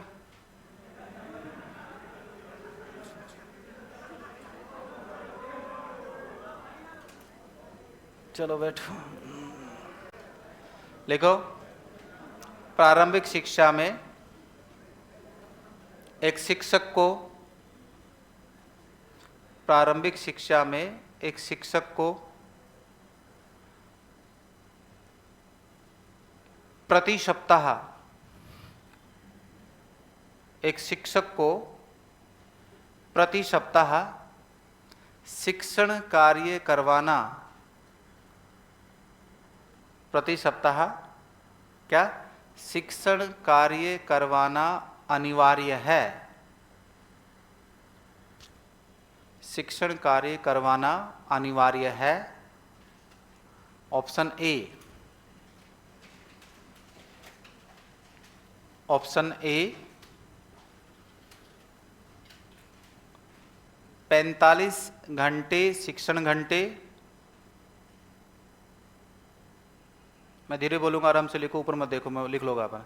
45 घंटे शिक्षण घंटे एवं 45 घंटे शिक्षण घंटे एवं तैयारी अवकाश के घंटे, तैयारी अवकाश के घंटे। दूसरा लिखें, हाँ तुम ऊपर देखो, मैं तुम्हें भी देख रहा हूँ, हाँ। दूसरा लिखें 45 शिक्षण घंटे,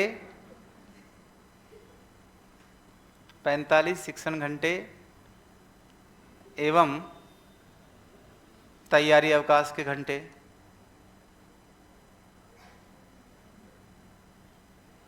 तैयारी अवकाश के घंटे, ठीक है। अब ये 48 वाला भी डाइवर्जन था, बच्चे को भटकाने के लिए भी 48 घंटे कालांश होते हैं, 6 8 48, तो ये डाइवर्जन होता है ना, आपको भटकाने के लिए होता है कि आप इस पे चले जाओ, तो बहुत सारे बच्चे इस पे चले जाएंगे।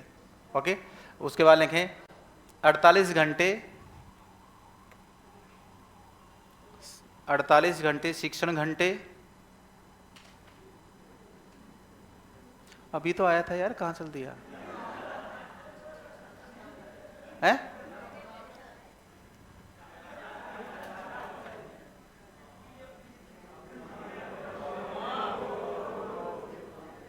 क्या बात हुई भाई, क्या बात, क्या बात हुई? सेमिनार लगा था ना अभी, हाँ हाँ, उसमें से आएगा।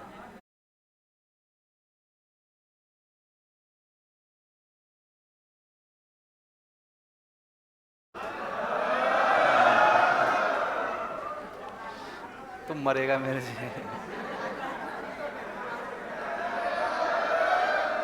लिखो, छोड़ दिया नहीं पकड़ा, ठीक है। लेके 48 घंटे शिक्षण घंटे, ओ नहीं, 48 घंटे शिक्षण घंटे एवं तैयारी अवकाश के घंटे। 48 घंटे शिक्षण घंटे एवं तैयारी अवकाश के घंटे, लिख लिया। और नंबर 4 लिखें, नंबर 4 लिखें 45 शिक्षण एवं तैयारी अवकाश के घंटे। 45 शिक्षण एवं तैयारी अवकाश के घंटे, तैयारी अवकाश के घंटे, ठीक है। तो राइट ऑप्शन क्या हो जाएगा बेटा? डी ऑप्शन राइट हो जाएगा। और अब उसमें आपको नीचे नोट लिखना है।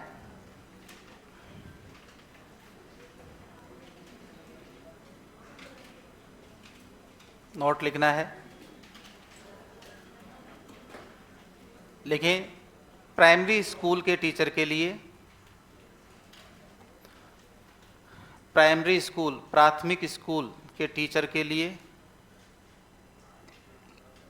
प्राथमिक स्कूल के अध्यापक के लिए, टीचर नहीं लिखो तो लिख लो, प्राथमिक स्कूल के अध्यापक के लिए 24 घंटे शिक्षण घंटे,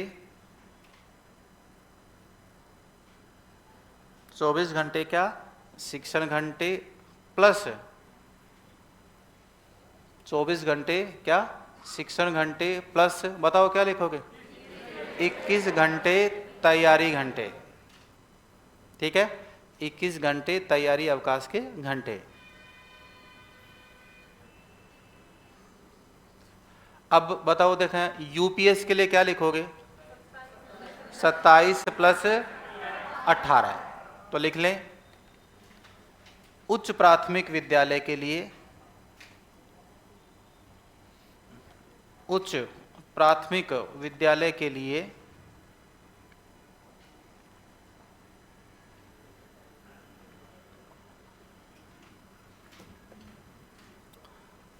लिखें 27 घंटे शिक्षण घंटे,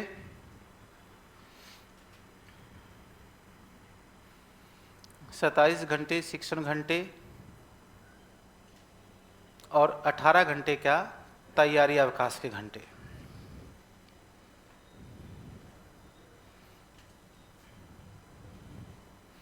ये पहला पॉइंट हो गया अपना, कौन सा, शिक्षण दिवस, शिक्षण घंटे और प्रतिदिन शिक्षण कार्य।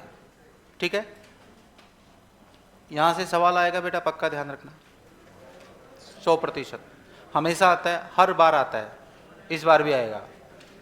ठीक है, अगर हमारे शिक्षा मंत्री जी अपने बयानों पर कायम रहे और पाठ्यक्रम अब वो पता नहीं क्या करेंगे, मैंने कल बताया तो था, पहले भर्ती मांगी तो बोला ड्रेस ढंग से पहन के जाना, फिर भर्ती मांगी तो फिर क्या कह दिया, ना ना ना ना जो आर्मी रिटायर्ड होंगे उनको सीधे टीचर लगा देंगे बिना बीएड के। फिर बोला भर्ती कब, तो फिर कह दिया कि अस्थायी लगा देंगे बेरोजगारों को। फिर बोला भर्ती कब साहब, बोलो मोबाइल बंद फिर बोलो साहब भर्ती कब, बोलो अंग्रेजी माध्यम विद्यालय को बंद करो ठीक है, और अब कल परसों, कल आया था क्या बयान कि हम सरल कर रहे हैं किसको, पेपर को। अब वो सरल कैसे करते हैं कि कोई और पढ़ के देगा या कोई और पेपर सोल्व करके देगा, ऐसे चलेगा भाई कितना सरल करेंगे कि कोई पेपर तो सोल्व नहीं करके देगा, है ना। हाँ लिखो बेटा, बी पॉइंट लिखो, बी पॉइंट लिखें,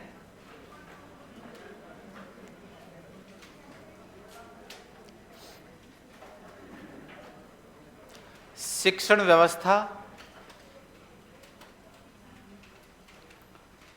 शिक्षण व्यवस्था एवं छात्र शिक्षक अनुपात।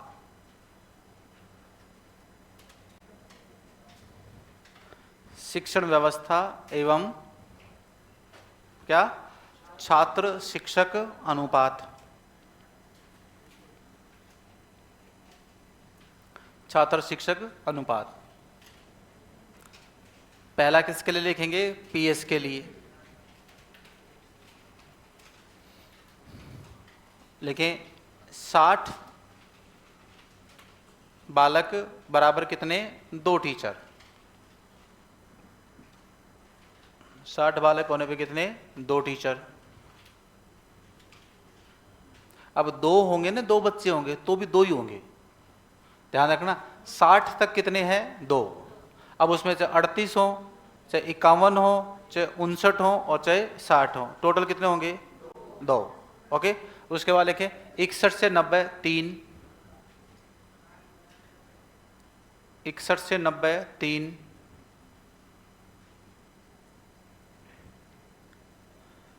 91 से 120,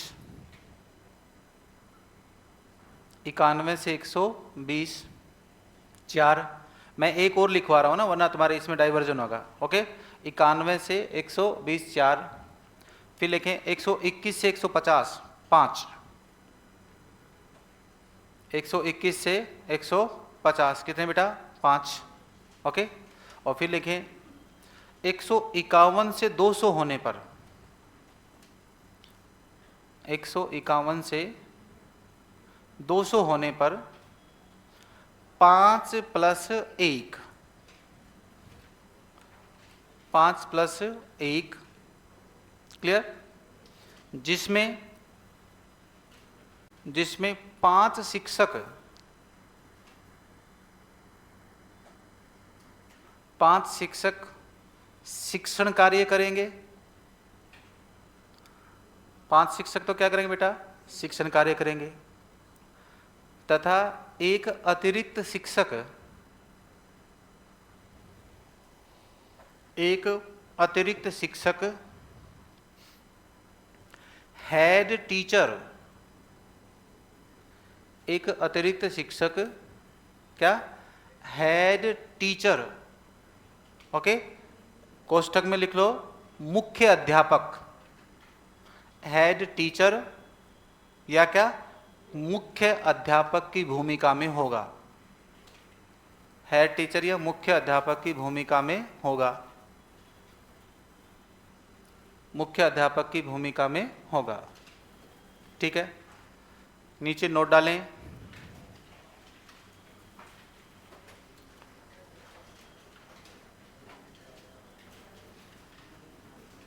छात्र संख्या 150 तक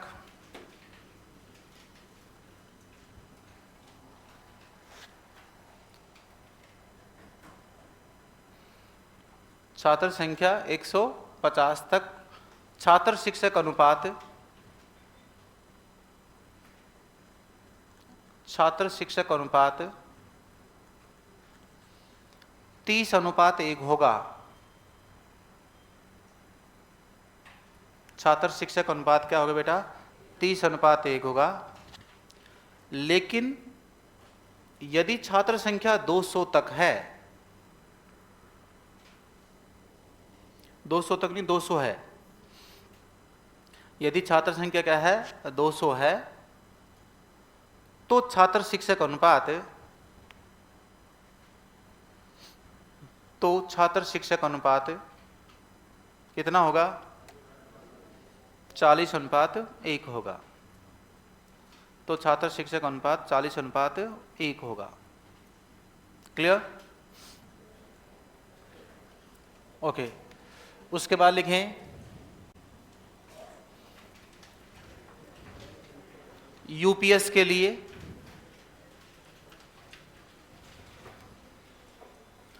यूपीएस के लिए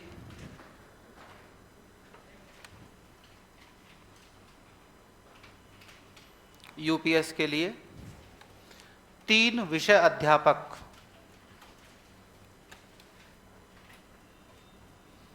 3 विषय अध्यापक होते हैं।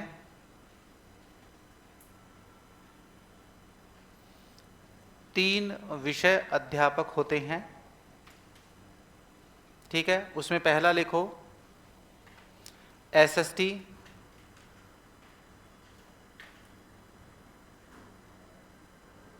पहला क्या लिखेंगे? एसएसटी। दूसरा लिखें भाषा शिक्षक, लैंग्वेज टीचर।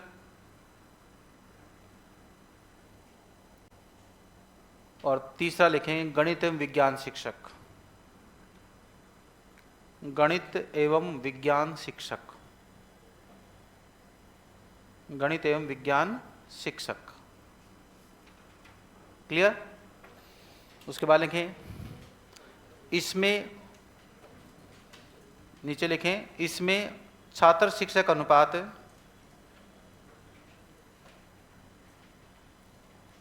इसमें छात्र शिक्षक अनुपात 35:1 होगा। छात्र शिक्षक अनुपात 35:1 होगा। क्लियर? तथा 100 से अधिक बच्चे होने पर,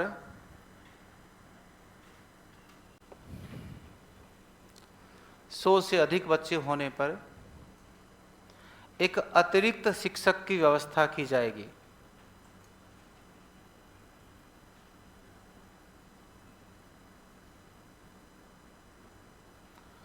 एक अतिरिक्त शिक्षक की क्या की जाएगी, व्यवस्था की जाएगी।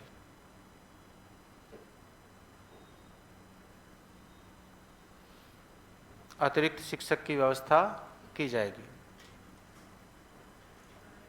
ठीक है। अब आप जो भी संख्या उसमें पहले तो भाग देना। अगर मान लीजिए 105 है, 105 में आपने 35 का भाग दिया तो 3 टीचर हो गए, 105 तक 3 हो गए। 106, 140 तक, 139 तक कितने होंगे, 3 ही रहेंगे। 139 तक कितने रहेंगे, 3। 140 होते कितने हो जाएंगे, 4। और उसके अलावा एक शिक्षक क्या हो जाएगा और, तो 140 पर 4 तो टीचर और प्लस क्या हो जाएगा, एक अतिरिक्त हो जाएगा। कितने हो जाएंगे 140 पर 5। ऐसे ही 105 पर कितने हो जाएंगे, 4। कैसे, 3 तो क्या हो गए अनुपातिक रूप से, और 100 से अधिक होने पर क्या हो गया, एक्स्ट्रा हो गया। ठीक है। दूसरी बात, 105 तक तो 3 होंगे भाई, 105 पर 3, 105 से पहले कितने हो जाएंगे, 2, और 2 प्लस 1 3, तो टोटल कितने हो जाएंगे, 3 टीचर। अब आपको ध्यान रखना है 105, 140, 105 पर 3, 140 पर 4, 175 पर 5। ठीक है। जैसे 176 हुए तो 5 से क्या हो जाएगा, ऊपर चला जाएगा। ऊपर जाते ही आपको काउंट कर लेना, एक शिक्षक और हो जाएगा। ठीक है। तो यह ध्यान रखना। ये नीचे लिख लिया क्या, 100 से अधिक होने पर एक, हालांकि इतना कोई गुणज में नहीं देगा कि आपको बहुत सारा फंसा के वो चीज दे दे, अनुपातिक रूप से पूछेगा। आपको 100 से अधिक होने पर एक एक्स्ट्रा और काउंट करना, बात खत्म। ठीक है। यहां पर ये हो गया। उसके बाद लिखें, दोनों चीजें हो गई। फिर लिखें यहां पे सी पॉइंट, सी पॉइंट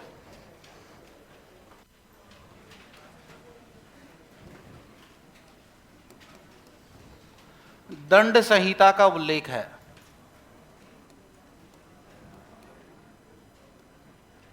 क्या है बेटा, दंड संहिता का उल्लेख है। दंड संहिता का उल्लेख है। ठीक है। तो एक तो क्या है, एक पॉइंट तो क्या है, जिस हम धारा 12 के अनुसार हम जो 25% बच्चों को क्या दे रहे हैं बेटा, प्रवेश दे रहे हैं।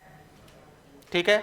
अगर कोई प्राइवेट स्कूल इन प्रवेश देने वाले बच्चों का क्या लेता है, इंटरव्यू या साक्षात्कार लेता है। क्या लेता है बेटा, इंटरव्यू या साक्षात्कार, या कोई क्या लेता है, टेस्ट लेता है, कि हम तो आपका पहले क्या लेंगे, टेस्ट लेंगे, फिर बच्चे को क्या देंगे, एडमिशन देंगे। ठीक है। तो ऐसे में पहली बार गलती करने पर 25,000 रुपये, दूसरी बार गलती करने पर 50,000 और तीसरी बार गलती करने पर NOC रद्द करने का प्रावधान। पहला आ गया समझ में। ठीक है। ये धारा 12 से संबंधित हो गया। उसके बाद में एक है धारा कौन सी, 19। 19 में क्या है, विद्यालय के मानक। क्या दे रखे हैं, विद्यालय के मानक। अब मान लीजिए कोई विद्यालय है और कोई विद्यालय, सरकार ने ये कह दिया कि भाई ये मानक है, इनको पूरे कर लो, आपको हम मान्यता दे देंगे। और अगर विद्यालय उस मानक को पूरा नहीं करता है और पकड़ा गया कि स्कूल चला रहा है लेकिन उसके स्टैंडर्ड क्या नहीं है, पूरे नहीं है, जैसे उसमें खेल ग्राउंड न हो या उसकी टॉयलेट की व्यवस्था न हो, कुछ ऐसे स्टैंडर्ड है जिनको मान पूरा करना ही होता है। अगर ऐसा पकड़ा जाता है तो पहली बार कितने हजार रुपये, 25,000 रुपये, दूसरी बार 50,000 रुपये, और तीसरी बार जब तक मानक पूरे नहीं करेगा तब तक 10,000 रुपये जुर्माने का पर डे का प्रावधान है। ये धारा 19 की अनुसूची में आ जाएगा। ठीक है। ठीक है। उसके बाद में एक आता है सी बिंदु। क्या आता है, सी। तो यहां पर हो गया एक, ये हो गया, एक और था, कौन सा आ जाएगा, हाँ, अगर कोई विद्यालय किसी भी प्रकार के नियमों का क्या करता है, उल्लंघन करता है, क्या करता है, उल्लंघन करता है, या धारा 12 के अनुसार 25% बच्चों से शुल्क लेता है। क्या लेता है, उसने सेटिंग कर ली क्या कि भाई साहब ठीक है, मैं आपके बच्चे को प्रवेश तो दे दूंगा, 1 लाख रुपए फीस है, तो ऐसा कर मुझे 50,000 रुपये दे देना और 12,500 कहाँ से मिल जाएंगे, गवर्नमेंट से। तो ऐसे विद्यालयों के लिए अगर वो पकड़े जाते हैं तो पहली बार कितने हजार रुपये, 25,000, दूसरी बार कितने, 50,000, और तीसरी बार लिए गए शुल्क का, किसका, लिए गए किसका बेटा, शुल्क का कितना, 10 गुना जुर्माने का प्रावधान है। मान लीजिए उसने 10,000 रुपये किसी बच्चे से शुल्क के रूप में ले लिया, तो कितने लाख रुपए होंगे, 1,00,000 रुपए उसको जुर्माना लगेगा। तो ये हैं आपके 3 दंड के प्रावधान। ह्यूमन जो डेवलपमेंट रेशियो होता है, ह्यूमन डेवलपमेंट रेशियो, मानव विकास सूचकांक के अनुसार जब गणना की गई थी तो मिला कि नॉर्वे एक ऐसा देश है जिसने सबसे पहले किसको, आरटी को लागू करने की कोशिश की। ठीक है, कोशिश की थी, पूर्ण रूप से लागू नहीं कर पाया था। उसके बाद में भारत एशियाई देशों में, और भारत की बात करें तो 135वां देश है, और एशियाई देशों में कौन सा देश है, 8वां देश है। कौन सा देश है, 8वां देश है। और इसके साथ हमारा आरटी एक्ट कंप्लीट हो जाएगा। इन बिंदुओं के साथ में फटाफट लिख लो, फिर इसका पूरा रिवीजन करेंगे। ठीक है, बाद में बेटा पहले लिखो इसको, है ना। हाँ लिखो, दंड संहिता है 13 में, तो अनुवीक्षण प्रवेश प्रक्रिया के समय वो 12 और 13 में साथ आ जाएगा ना। हाँ 12 और 13 में साथ है, प्रवेश प्रक्रिया के समय। ठीक है, शुल्क लेता है, तो शुल्क वाली धारा 12 और 13, धारा 12 में है बच्चे, उनसे शुल्क लेता है, तो 12 और 13 साथ आएंगे।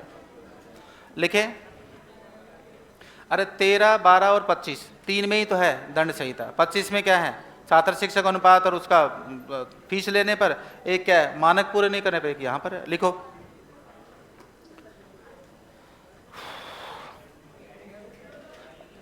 सी पॉइंट लिख लिया, दंड संहिता। लिखें, यदि कोई विद्यालय संगठन,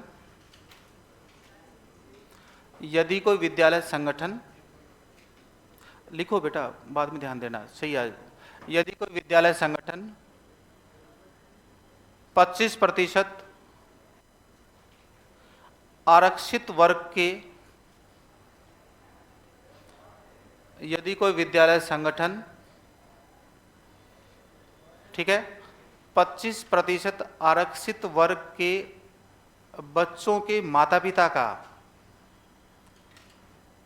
आरक्षित वर्ग के क्या, बच्चों के माता पिता का इंटरव्यू या टेस्ट लेता है,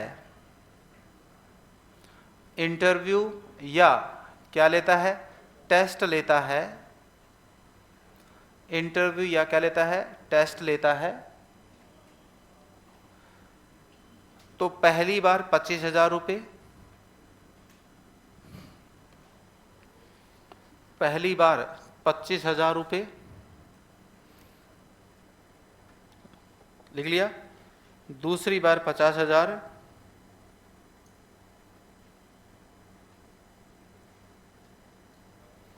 दूसरी बार क्या, 50,000,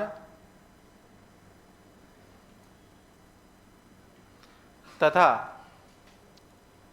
तीसरी बार मान्यता रद्द करने का प्रावधान है। तीसरी बार क्या है, मान्यता रद्द करने का प्रावधान है।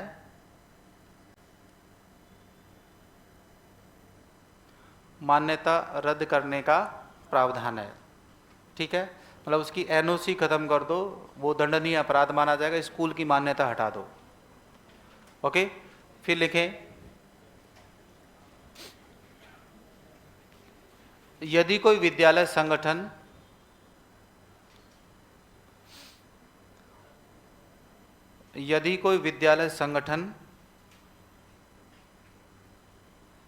सरकार द्वारा तय मानकों को,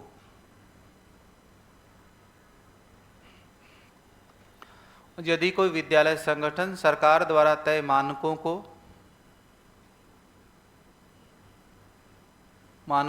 पूरा नहीं करता, तय मानकों को पूरा नहीं करता, तो पहली बार 25,000, ओब्लिक लगा के 50 भी लिख लो, क्योंकि पहली बार 25 और ओब्लिक का मतलब दोबारा क्या हो जाएगा, 50, दूसरी बार गलती करने पे 50, पहली बार 25,000, फिर क्या लिखोगे 50,000, ये दूसरी गलती होने पर बार बार वो चीज़ लिखनी जरूरी नहीं है ना। 25,000 ऑब्लिक क्या 50,000 या मानक पूरे करने तक, या क्या मानक पूरे करने तक, मानक पूरे करने तक कितने 10,000 रुपये प्रतिदिन जुर्माने का प्रावधान है। 10,000 रुपये प्रतिदिन जुर्माने का प्रावधान है। 10,000 रुपये प्रतिदिन जुर्माने का प्रावधान है। क्लियर? फिर लिखें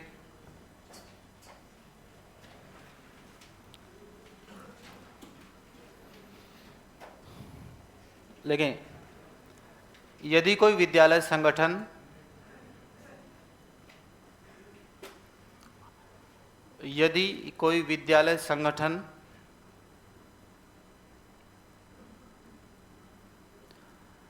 आरक्षित वर्ग के बच्चों से शुल्क लेता है, तो ये शुल्क वाली बात कहाँ है? धारा 13 में, अनुवीक्षण प्रक्रिया में प्रवेश के समय किसी प्रकार का शुल्क नहीं लिया जाएगा। आगे 13, ठीक है। यदि कोई विद्यालय संगठन आरक्षित वर्ग के बच्चों से क्या लेता है? शुल्क लेता है, तो पहली बार 25,000 ओब्लिग 50,000, 25,000 ओब्लिग 50,000 तथा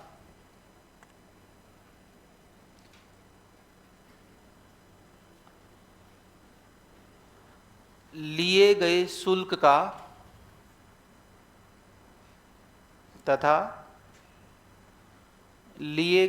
शुल्क का ठीक है कितना 10 गुना जुर्माने का प्रावधान है। 10 गुना जुर्माने का प्रावधान है। 10 गुना जुर्माने का प्रावधान है। Is that clear?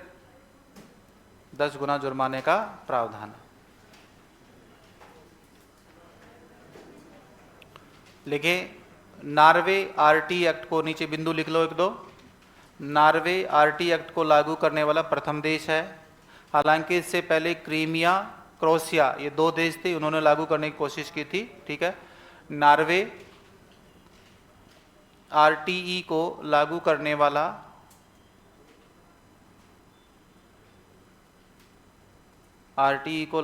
वाला प्रथम देश है तथा भारत 135वां देश है।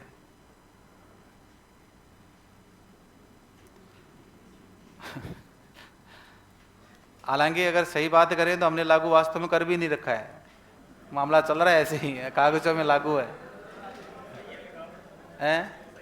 लिख लेते भैया।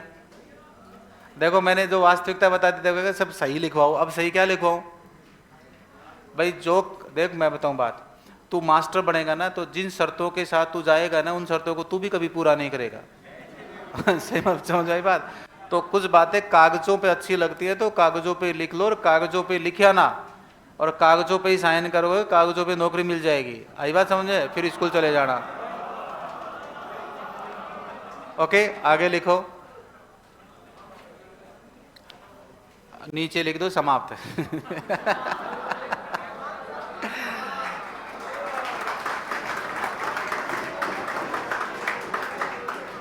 बेटा बहुत बहुत धन्यवाद आप लोगों को। देखो ये टॉपिक ऐसे होते हैं, देखो 2 मिनट मेरी बात सुनो, है ना। मैंने आपको डांटा भी होगा, मैंने आपको कुछ कहा भी होगा, इसका मीनिंग कतई ये नहीं था कि मुझे आपको हर्ट करना है।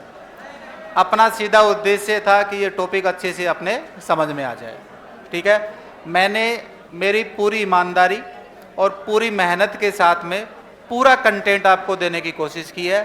सिंगल कोई भी चीज़ मैंने अपने पास नहीं रखी। ठीक है, एक बात मैं आपको बताऊं, ये मेरा पहला बैच है जिसमें मैंने सबसे ज़्यादा विस्तार से आरटी को पढ़ाया है। क्योंकि मैं जब वापस उत्कर्ष में आया, जब 3 साल बाद लौटा हूँ मैं, ठीक है। और आज आप गए थे कि उसमें सेमिनार में गए थे कुछ लोग, ठीक है। तो टीचर्स का इंट्रोडक्शन भी दिया होगा, तो शायद फर्स्ट लोकेशन पे मैं हूँगा, पहले लोकेशन में हूँगा। तो उन्होंने और साइकोलॉजी, मैनेजमेंट और पैडागोजी तीनों में रखा होगा, रखा था, और फर्स्ट पोजीशन पे रखा है। तो उसकी वजह भी रही होगी कुछ, वो उसका रहा है ट्रैक रिकॉर्ड, ठीक है। और क्योंकि मैं जब वापस आया था तो मेरे साथ एक ईमानदारी जुड़ी हुई थी कि मैं काम पूरा ईमानदारी से करूंगा, और जो भी कोई बैच मुझे मिलेगा मैं उस बैच को, जो शुरू का बैच होगा, उसके पूरी तरीके से। और मैं एक और बात बता दूं आपको, आपका इस पार्ट से सिंगल सवाल गलत नहीं होगा अगर आपने इसको ढंग से पढ़ लिया। अब मैं इसको पूरे आरटीई को आप सिर्फ ध्यान से, शिद्दत से, थोड़ा सा पेशेंस के साथ सुनेंगे। मैं कंप्लीट आरटी को एक बार वापस रिपीट, आपको सिर्फ सुनना है। कोई बैग में कुछ नहीं डालेगा, जब छुट्टी होगी तब डालेंगे, कोई नहीं डालेगा, ऐसे कैसा छोड़ दो, ठीक है। देखो 20 जुलाई 2009 को क्या होता है, राज्यसभा में बिल पारित होता है। 4 अगस्त 2009 को लोकसभा में, 26 अगस्त को राष्ट्रपति महोदया साइन करती हैं, ठीक है। और 27 अगस्त से इसको प्रभावी माना गया। एक बार ऐसे कैसे रहो बेटे ना। उसके बाद मैं वही बोलूँगा बेटे जो मेरी याद है ना, हाँ। उसके बाद में 16 फरवरी को गजट नोटिफिकेशन और 20 फरवरी को मुख्य विभागीय दस्तावेज तैयार हुआ। क्लियर है। इसके साथ साथ 1 अप्रैल 2010 को क्या कर दिया गया बेटा, इसको लागू कर दिया गया। जम्मू कश्मीर की बात कर लें, 2 अगस्त 2019 को उस 2019 के सत्र का 34वां संविधान संशोधन हुआ। 34वां संशोधन था, उस अधिनियम का था। और उसके अंदर 5 किसको, अगस्त को राज्यसभा, 6 अगस्त को लोकसभा, 9 अगस्त को राष्ट्रपति के साइन, और फिर 5 अक्टूबर को गजट नोटिफिकेशन, और 31 अक्टूबर 2019 को आरटी कब लागू हुआ, जम्मू और लद्दाख संघ शासित क्षेत्रों में लागू हुआ। ये तो होगा इसका कानूनी प्रक्रिया। क्लियर है बात, ठीक है बेटा। ध्यान दो, मुझे याद है, मैंने पढ़ा है ना, मुझे ध्यान है, मेरे सारी चीज़ याद है, हाँ। उसको मुझे देखने की आवश्यकता नहीं, मैं सपने में उठकर रात को 2 बजे कहता हूँ गुरु जी यहाँ से यहाँ, तो वहाँ से वहाँ पढ़ा सकता हूँ, है ना। उसके बाद फिर आती है संरचना। संरचना में 7 अध्याय। पहली में प्रस्तावना, दूसरे में शब्दावली, तीसरे में समुचित सरकार के अधिकारी के दायित्व और अधिकार, माता पिता बह जाएंगे। 4 में कौन है, कितनी विषय वस्तु हैं, शिक्षक के, विद्यालय के, शिक्षक के, शिक्षक की, शिक्षक के। 5 में है पाठ्यक्रम, 6 में बालक, 7 में प्रकीर्ण। धारा 1 में आरटी का पूरा नाम, 2 में शब्दावलियां। पहली शब्दावली समुचित सरकार, दूसरी प्रति व्यक्ति फीस, तीसरी बालक, चौथी असुविधाग्रस्त बालक, 5वें निःशक्त या विकलांग बालक। क्लियर।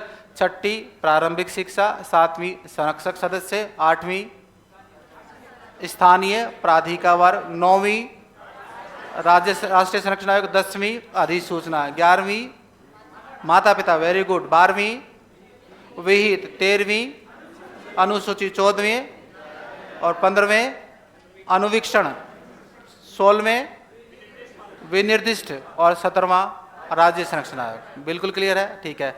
धारा 3 के अंदर बालक को निःशुल्क शिक्षा के अधिकार की बात कही गई है।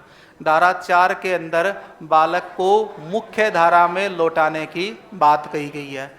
धारा 5 के अंदर टीसी का प्रावधान है। अब टीसी कहाँ से कहाँ, राज्य के अंदर, राज्य के बाहर, सरकारी स्कूल में बराबर, और बाकी की कोई शर्त लागू नहीं होगी। धारा 2, 14, 2, 3, 4 में टीसी इधर उधर जाएगी तो फीस देनी ही पड़ेगी। 7 में है विद्यालय की स्थापना, दूरी के अनुसार। 1 से लेकर 1.5 किलोमीटर की दूरी क्या होगी पीएस के लिए, 2 से लेकर 2.5 किलोमीटर दूरी होगी यूपीएस के लिए। क्लियर है। धारा 7 के अंदर वित्तीय अनुपात प्रतिशत किस समिति के अनुसार, अनिल बोरदाई समिति। कितना अनुपात है, 60:40। ठीक है। पूर्वोत्तर राज्यों के लिए कितना है, 90:10। और पहाड़ी क्षेत्रों के जो हिमाचल प्रदेश, उत्तराखंड और जम्मू कश्मीर के लिए भी कितना है 90:10। फिर 8 समुचित सरकार या केंद्र सरकार के अधिकारियों के अधिकार, और 9 के अंदर आ जाएगा राज्य सरकार या स्थानीय सरकार के अधिकारियों के अधिकार। 10 में माता पिता, 11वें में आंगनबाड़ी की शिक्षा मतलब 1 से 6 वर्ष, 12 में 25% आरक्षण का प्रावधान। आरक्षण कितने साल के लिए? कक्षा 1 से आयु वर्ग 6 से 14 वर्ष। एक बार आरक्षण का लाभ छोड़ देने पर कहीं पर भी लाभ नहीं मिलेगा। जो विद्यालय एलकेजी शुरू करता है तो वहां से आरक्षण 3 वर्ष से लेकर 11 वर्ष तक होगा। ठीक है बात। उसके बाद में धारा 13 अनुवीक्षण प्रक्रिया, प्रवेश प्रक्रिया। धारा 14 दस्तावेजों के अभाव में प्रवेश रोका नहीं जाएगा। और धारा 15 प्रवेश की अंतिम तिथि 30 सितंबर तय है, इसके बावजूद भी प्रवेश दिया जा सकता है। अधिकतम शीतलन अवधि 6 महीने की होती है, क्योंकि उसके बाद शिक्षण सत्र पूरा हो जाएगा। धारा 16 क्या है? हाँ अरे सांस लेने दो यार तुम तो बहुत हो ना। धारा 16 पहले क्या था? किसी भी स्तर पर रोका, अवरोधन या ठहराव नहीं किया जाएगा। ठीक है, मतलब फैल नहीं किया। लेकिन 10 जनवरी 2019 संशोधन अधिनियम 2019 के तहत क्लियर है क्या किया गया? कक्षा 5 से 8 के लिए बोर्ड परीक्षा लागू होगी। क्लियर। नंबर 2, अगर कोई बालक बोर्ड परीक्षा में फेल होता है तो आगामी 2 वर्षों में उसको क्या किया जाएगा? पुनः प्रवेश दिया जाएगा, परीक्षा का अवसर दिया जाएगा। और अगर फिर भी एसएमसी को लगता है कि नहीं इसको आगे नहीं बढ़ाना चाहिए तो उसको आगे नहीं बढ़ाया जाएगा। क्या एसएमसी को लगता है कि बच्चे को आगे बढ़ाना चाहिए तो बढ़ा सकती है, क्योंकि वो संवैधानिक बॉडी है, उसका डिसीजन है। सही है। उसके बाद धारा 16 क्या है कि फिर भी अगर एसएमसी को लगता है कि बच्चे को रोका जाए तो उसको रोक सकते हैं, और लगे कि नहीं रोका जाए तो उसको अगली कक्षा में प्रवेश दिया जा सकता है। धारा 16 का अंतिम बिंदु क्या है कि फिर भी किसी भी तरीके से बच्चे को प्रारंभिक शिक्षा तो पूर्ण करवाई जाएगी। क्लियर। उसके बाद धारा 17 बालक का शारीरिक और मानसिक उत्पीड़न नहीं किया जाएगा। धारा 18 विद्यालय अगर मानक पूरे करता है तो संचालन की अनुमति दी जाए, मानक पूरे नहीं करता है तो रद्द कर दी जाए। धारा 19 में क्या है? बोलो। धारा 19 में है मानक। क्या है? मानक। और धारा 20 में क्या है? अगर समुचित सरकार चाहे, समुचित सरकार का मतलब यहाँ क्या है? केंद्र सरकार, अगर चाहे तो वह विद्यालय के मानकों में परिवर्तन कर सकती है। धारा 21 में क्या है? एसएमसी। एसएमसी में क्या है? स्थानीय स्तर पर स्थानीय सहयोग प्राप्त करने के लिए स्थानीय लोगों को स्कूल के प्रशासन में जिम्मेदारी दी जाती है। क्लियर है। जहां पर कुल कितने सदस्य होंगे? 16। पहले कितने थे? 15। अब 16 में से 3/4 सदस्य, कितने बेटा? 3/4 सदस्य कौन होंगे? स्थानीय अभिभावक सदस्य। स्थानीय अभिभावक सदस्य कौन होते हैं? जिनके बच्चे विद्यालय में पढ़ते हैं। अब 2 चीजें आती हैं, स्थानीय अभिभावक कौन होते हैं और स्थानीय नागरिक।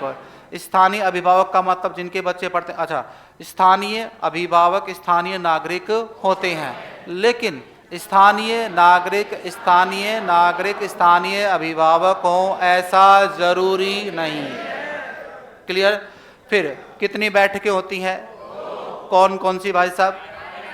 एक तो होती है कार्यकारिणी की बैठक। कुल सदस्य कितने? इसमें कौन कौन लोग होते हैं? एक तो स्थानीय अभिभावक जो कार्यकारिणी के सदस्य हैं वो, और विद्यालय प्रबंधन के सदस्य 16। हर महीने में कितनी बैठक? 1। कितनी बैठक? 1। तो साल में कितनी? 11। और कम से कम कितनी? क्लियर है बात। फिर आती है साधारण सभा की बैठक। साधारण सभा की बैठक में कौन कौन लोग, कार्यकारिणी के 16 सदस्य प्लस वो सारे अभिभावक जिनके बच्चे कहाँ स्कूल में पढ़ते हैं। क्लियर है बात। एसएमसी का काम क्या है, चीज़ों को मॉनिटर करना, शिक्षा योजना का निर्माण करना, विद्यालय विकास योजना का निर्माण करना। ठीक है, ये बैठक होगी। आम सभा की बैठक वर्ष में कितनी बार, कितने महीने से, 3 महीने से। अरे त्रैमासिक लिखवाया तो है, 3 महीने से एक बार। टोटल कितनी बैठकें, 4। कम से कम कितनी, 3 बैठकें। पहली बैठक कब, दूसरी बैठक, तीसरी बैठक अर्धवार्षिक के बाद और 26 जनवरी से पहले, और चौथी बैठक वार्षिक परीक्षा से पहले। आराम से बेटा, ठीक है। उसके बाद बात करते हैं धारा 22 की। धारा 22 क्या करती है, एसएमसी के द्वारा गठित विद्यालय विकास योजना को निर्माण करती है और क्रियान्वित करती है। धारा 23 में क्या है, शिक्षक के अधिकार एवं दायित्व, सॉरी योग्यता। ठीक है, तो अब 9 अगस्त 2017 संशोधन अधिनियम 2017 के अनुसार एक शिक्षक जिसके पास आवश्यक शिक्षण प्रशिक्षण योग्यताएं नहीं है, वो 1 अप्रैल 2015 से लेकर 31 मार्च 2019 के मध्य योग्यता पूरी करे। इस समय अवधि को 4 वर्ष से लेकर बढ़ा दिया गया था 9 वर्ष के लिए। क्लियर है। उसके बाद आते हैं शिक्षक के दायित्व। शिक्षक के दायित्व आपको पता है, निभा लोगे, है ना। उसके बाद शिक्षक के दायित्व के बाद कहता है धारा 25 छात्र शिक्षक अनुपात। क्या दिया गया, छात्र शिक्षक अनुपात। और धारा 26 के अंदर क्या है, 10% से अधिक शिक्षक पद रिक्त नहीं होने चाहिए। धारा 27 के अंदर कोई भी शिक्षक मुख्य शिक्षण के अलावा चुनाव संबंधी कार्य, जनगणना संबंधी कार्य और राष्ट्रीय आपदा या आपातकाल के समय कार्य करेगा। और मेरे जैसा मास्टर यहाँ पढ़ाने के लायक नहीं है। धारा 28 ये बात कहती है। हाँ, धारा 28 ये कहती है कि मुझे यहाँ पढ़ाने का अधिकार नहीं है। धारा 29 में क्या है, पाठ्यक्रम, और पाठ्यक्रम के साथ साथ है मूल्यांकन प्रक्रिया। उसमें दिया गया है सीसी केंद्र में कहाँ लगाएगा, धारा 29 है, और राजस्थान में है धारा 29 अंग के अनुसार। क्लियर है बात। और SIQ का पूरा नाम क्या है, state initiative for quality education. इसके 3 कितने खंड, 3, CCE, ABL और CCP। क्लियर। धारा 30 के अंदर बोर्ड परीक्षा, 31 के अंदर क्या है, शिकायत, 32 के अंदर शिकायत का सत्यापन और निवारण, 33 के अंदर केंद्रीय सलाहकार परिषद, 34 में राज्य सलाहकार परिषद, 35 में आदेशित किया जाता है कि अधिकारी क्या करेंगे, उस RT एक्ट को लागू करेंगे, और लागू नहीं कर रहे हैं तो शिकायत दर्ज। और 37 में शिकायत के संबंध में क्या नहीं होगा, ईमानदारी से, निष्पक्षता से और न्याय संगत कार्रवाई की जाएगी। और धारा 38 का है, इनलार्जमेंट ऑफ RT एक्ट है, संशोधन कर सकती है। अब इतनी देर बैठी हो तो 1 मिनट में क्या हो जाएगा। फिर आती है धारा 39 में विशेष प्रावधान है। और फिर आती है अनुसूची। अनुसूची में क्या था भाई साहब, क्या था, शिक्षण दिवस, प्रतिदिन शिक्षण कार्य। एक शिक्षक को कितने घंटे, 45 घंटे शिक्षण कार्य करवाना अनिवार्य, जिसमें उसका तैयारी अवकाश शामिल है। फिर कक्षा 1 से 5 के लिए छात्र शिक्षक अनुपात 35:1, और 150 से अधिक होने पर एक अतिरिक्त, 200 पर होने पर 40:1। और UPS में कितने विषयाध्यापक, 3, छात्र शिक्षक अनुपात 35:1, 100 से अधिक होने पर कितने, एक अतिरिक्त शिक्षक होगा। और फिर कितने प्रावधान है, दंड के 3 प्रावधान है। एक तो 25% आरक्षित वर्ग के बच्चों से माता पिता से इंटरव्यू या टेस्ट लिया जाएगा तो भाई साहब 25,000 50,000 NOC रद्द करने का प्रावधान। और अगर आरक्षित वर्ग के बच्चों से शुल्क लिया जाता है तो 25,000 50,000 ऑब्लिग लिए गए शुल्क का 10 गुना जुर्माने का प्रावधान। और एक क्या है, अगर बच्चे का क्या लेते हैं, आप वो मानक पूरे नहीं करता है 25,000, 50,000 ओब्लिक 10,000 रुपये प्रतिदिन जुर्माने का प्रावधान। बोलो गिरिराज महाराज की जय। बस एक बारी बहुत है।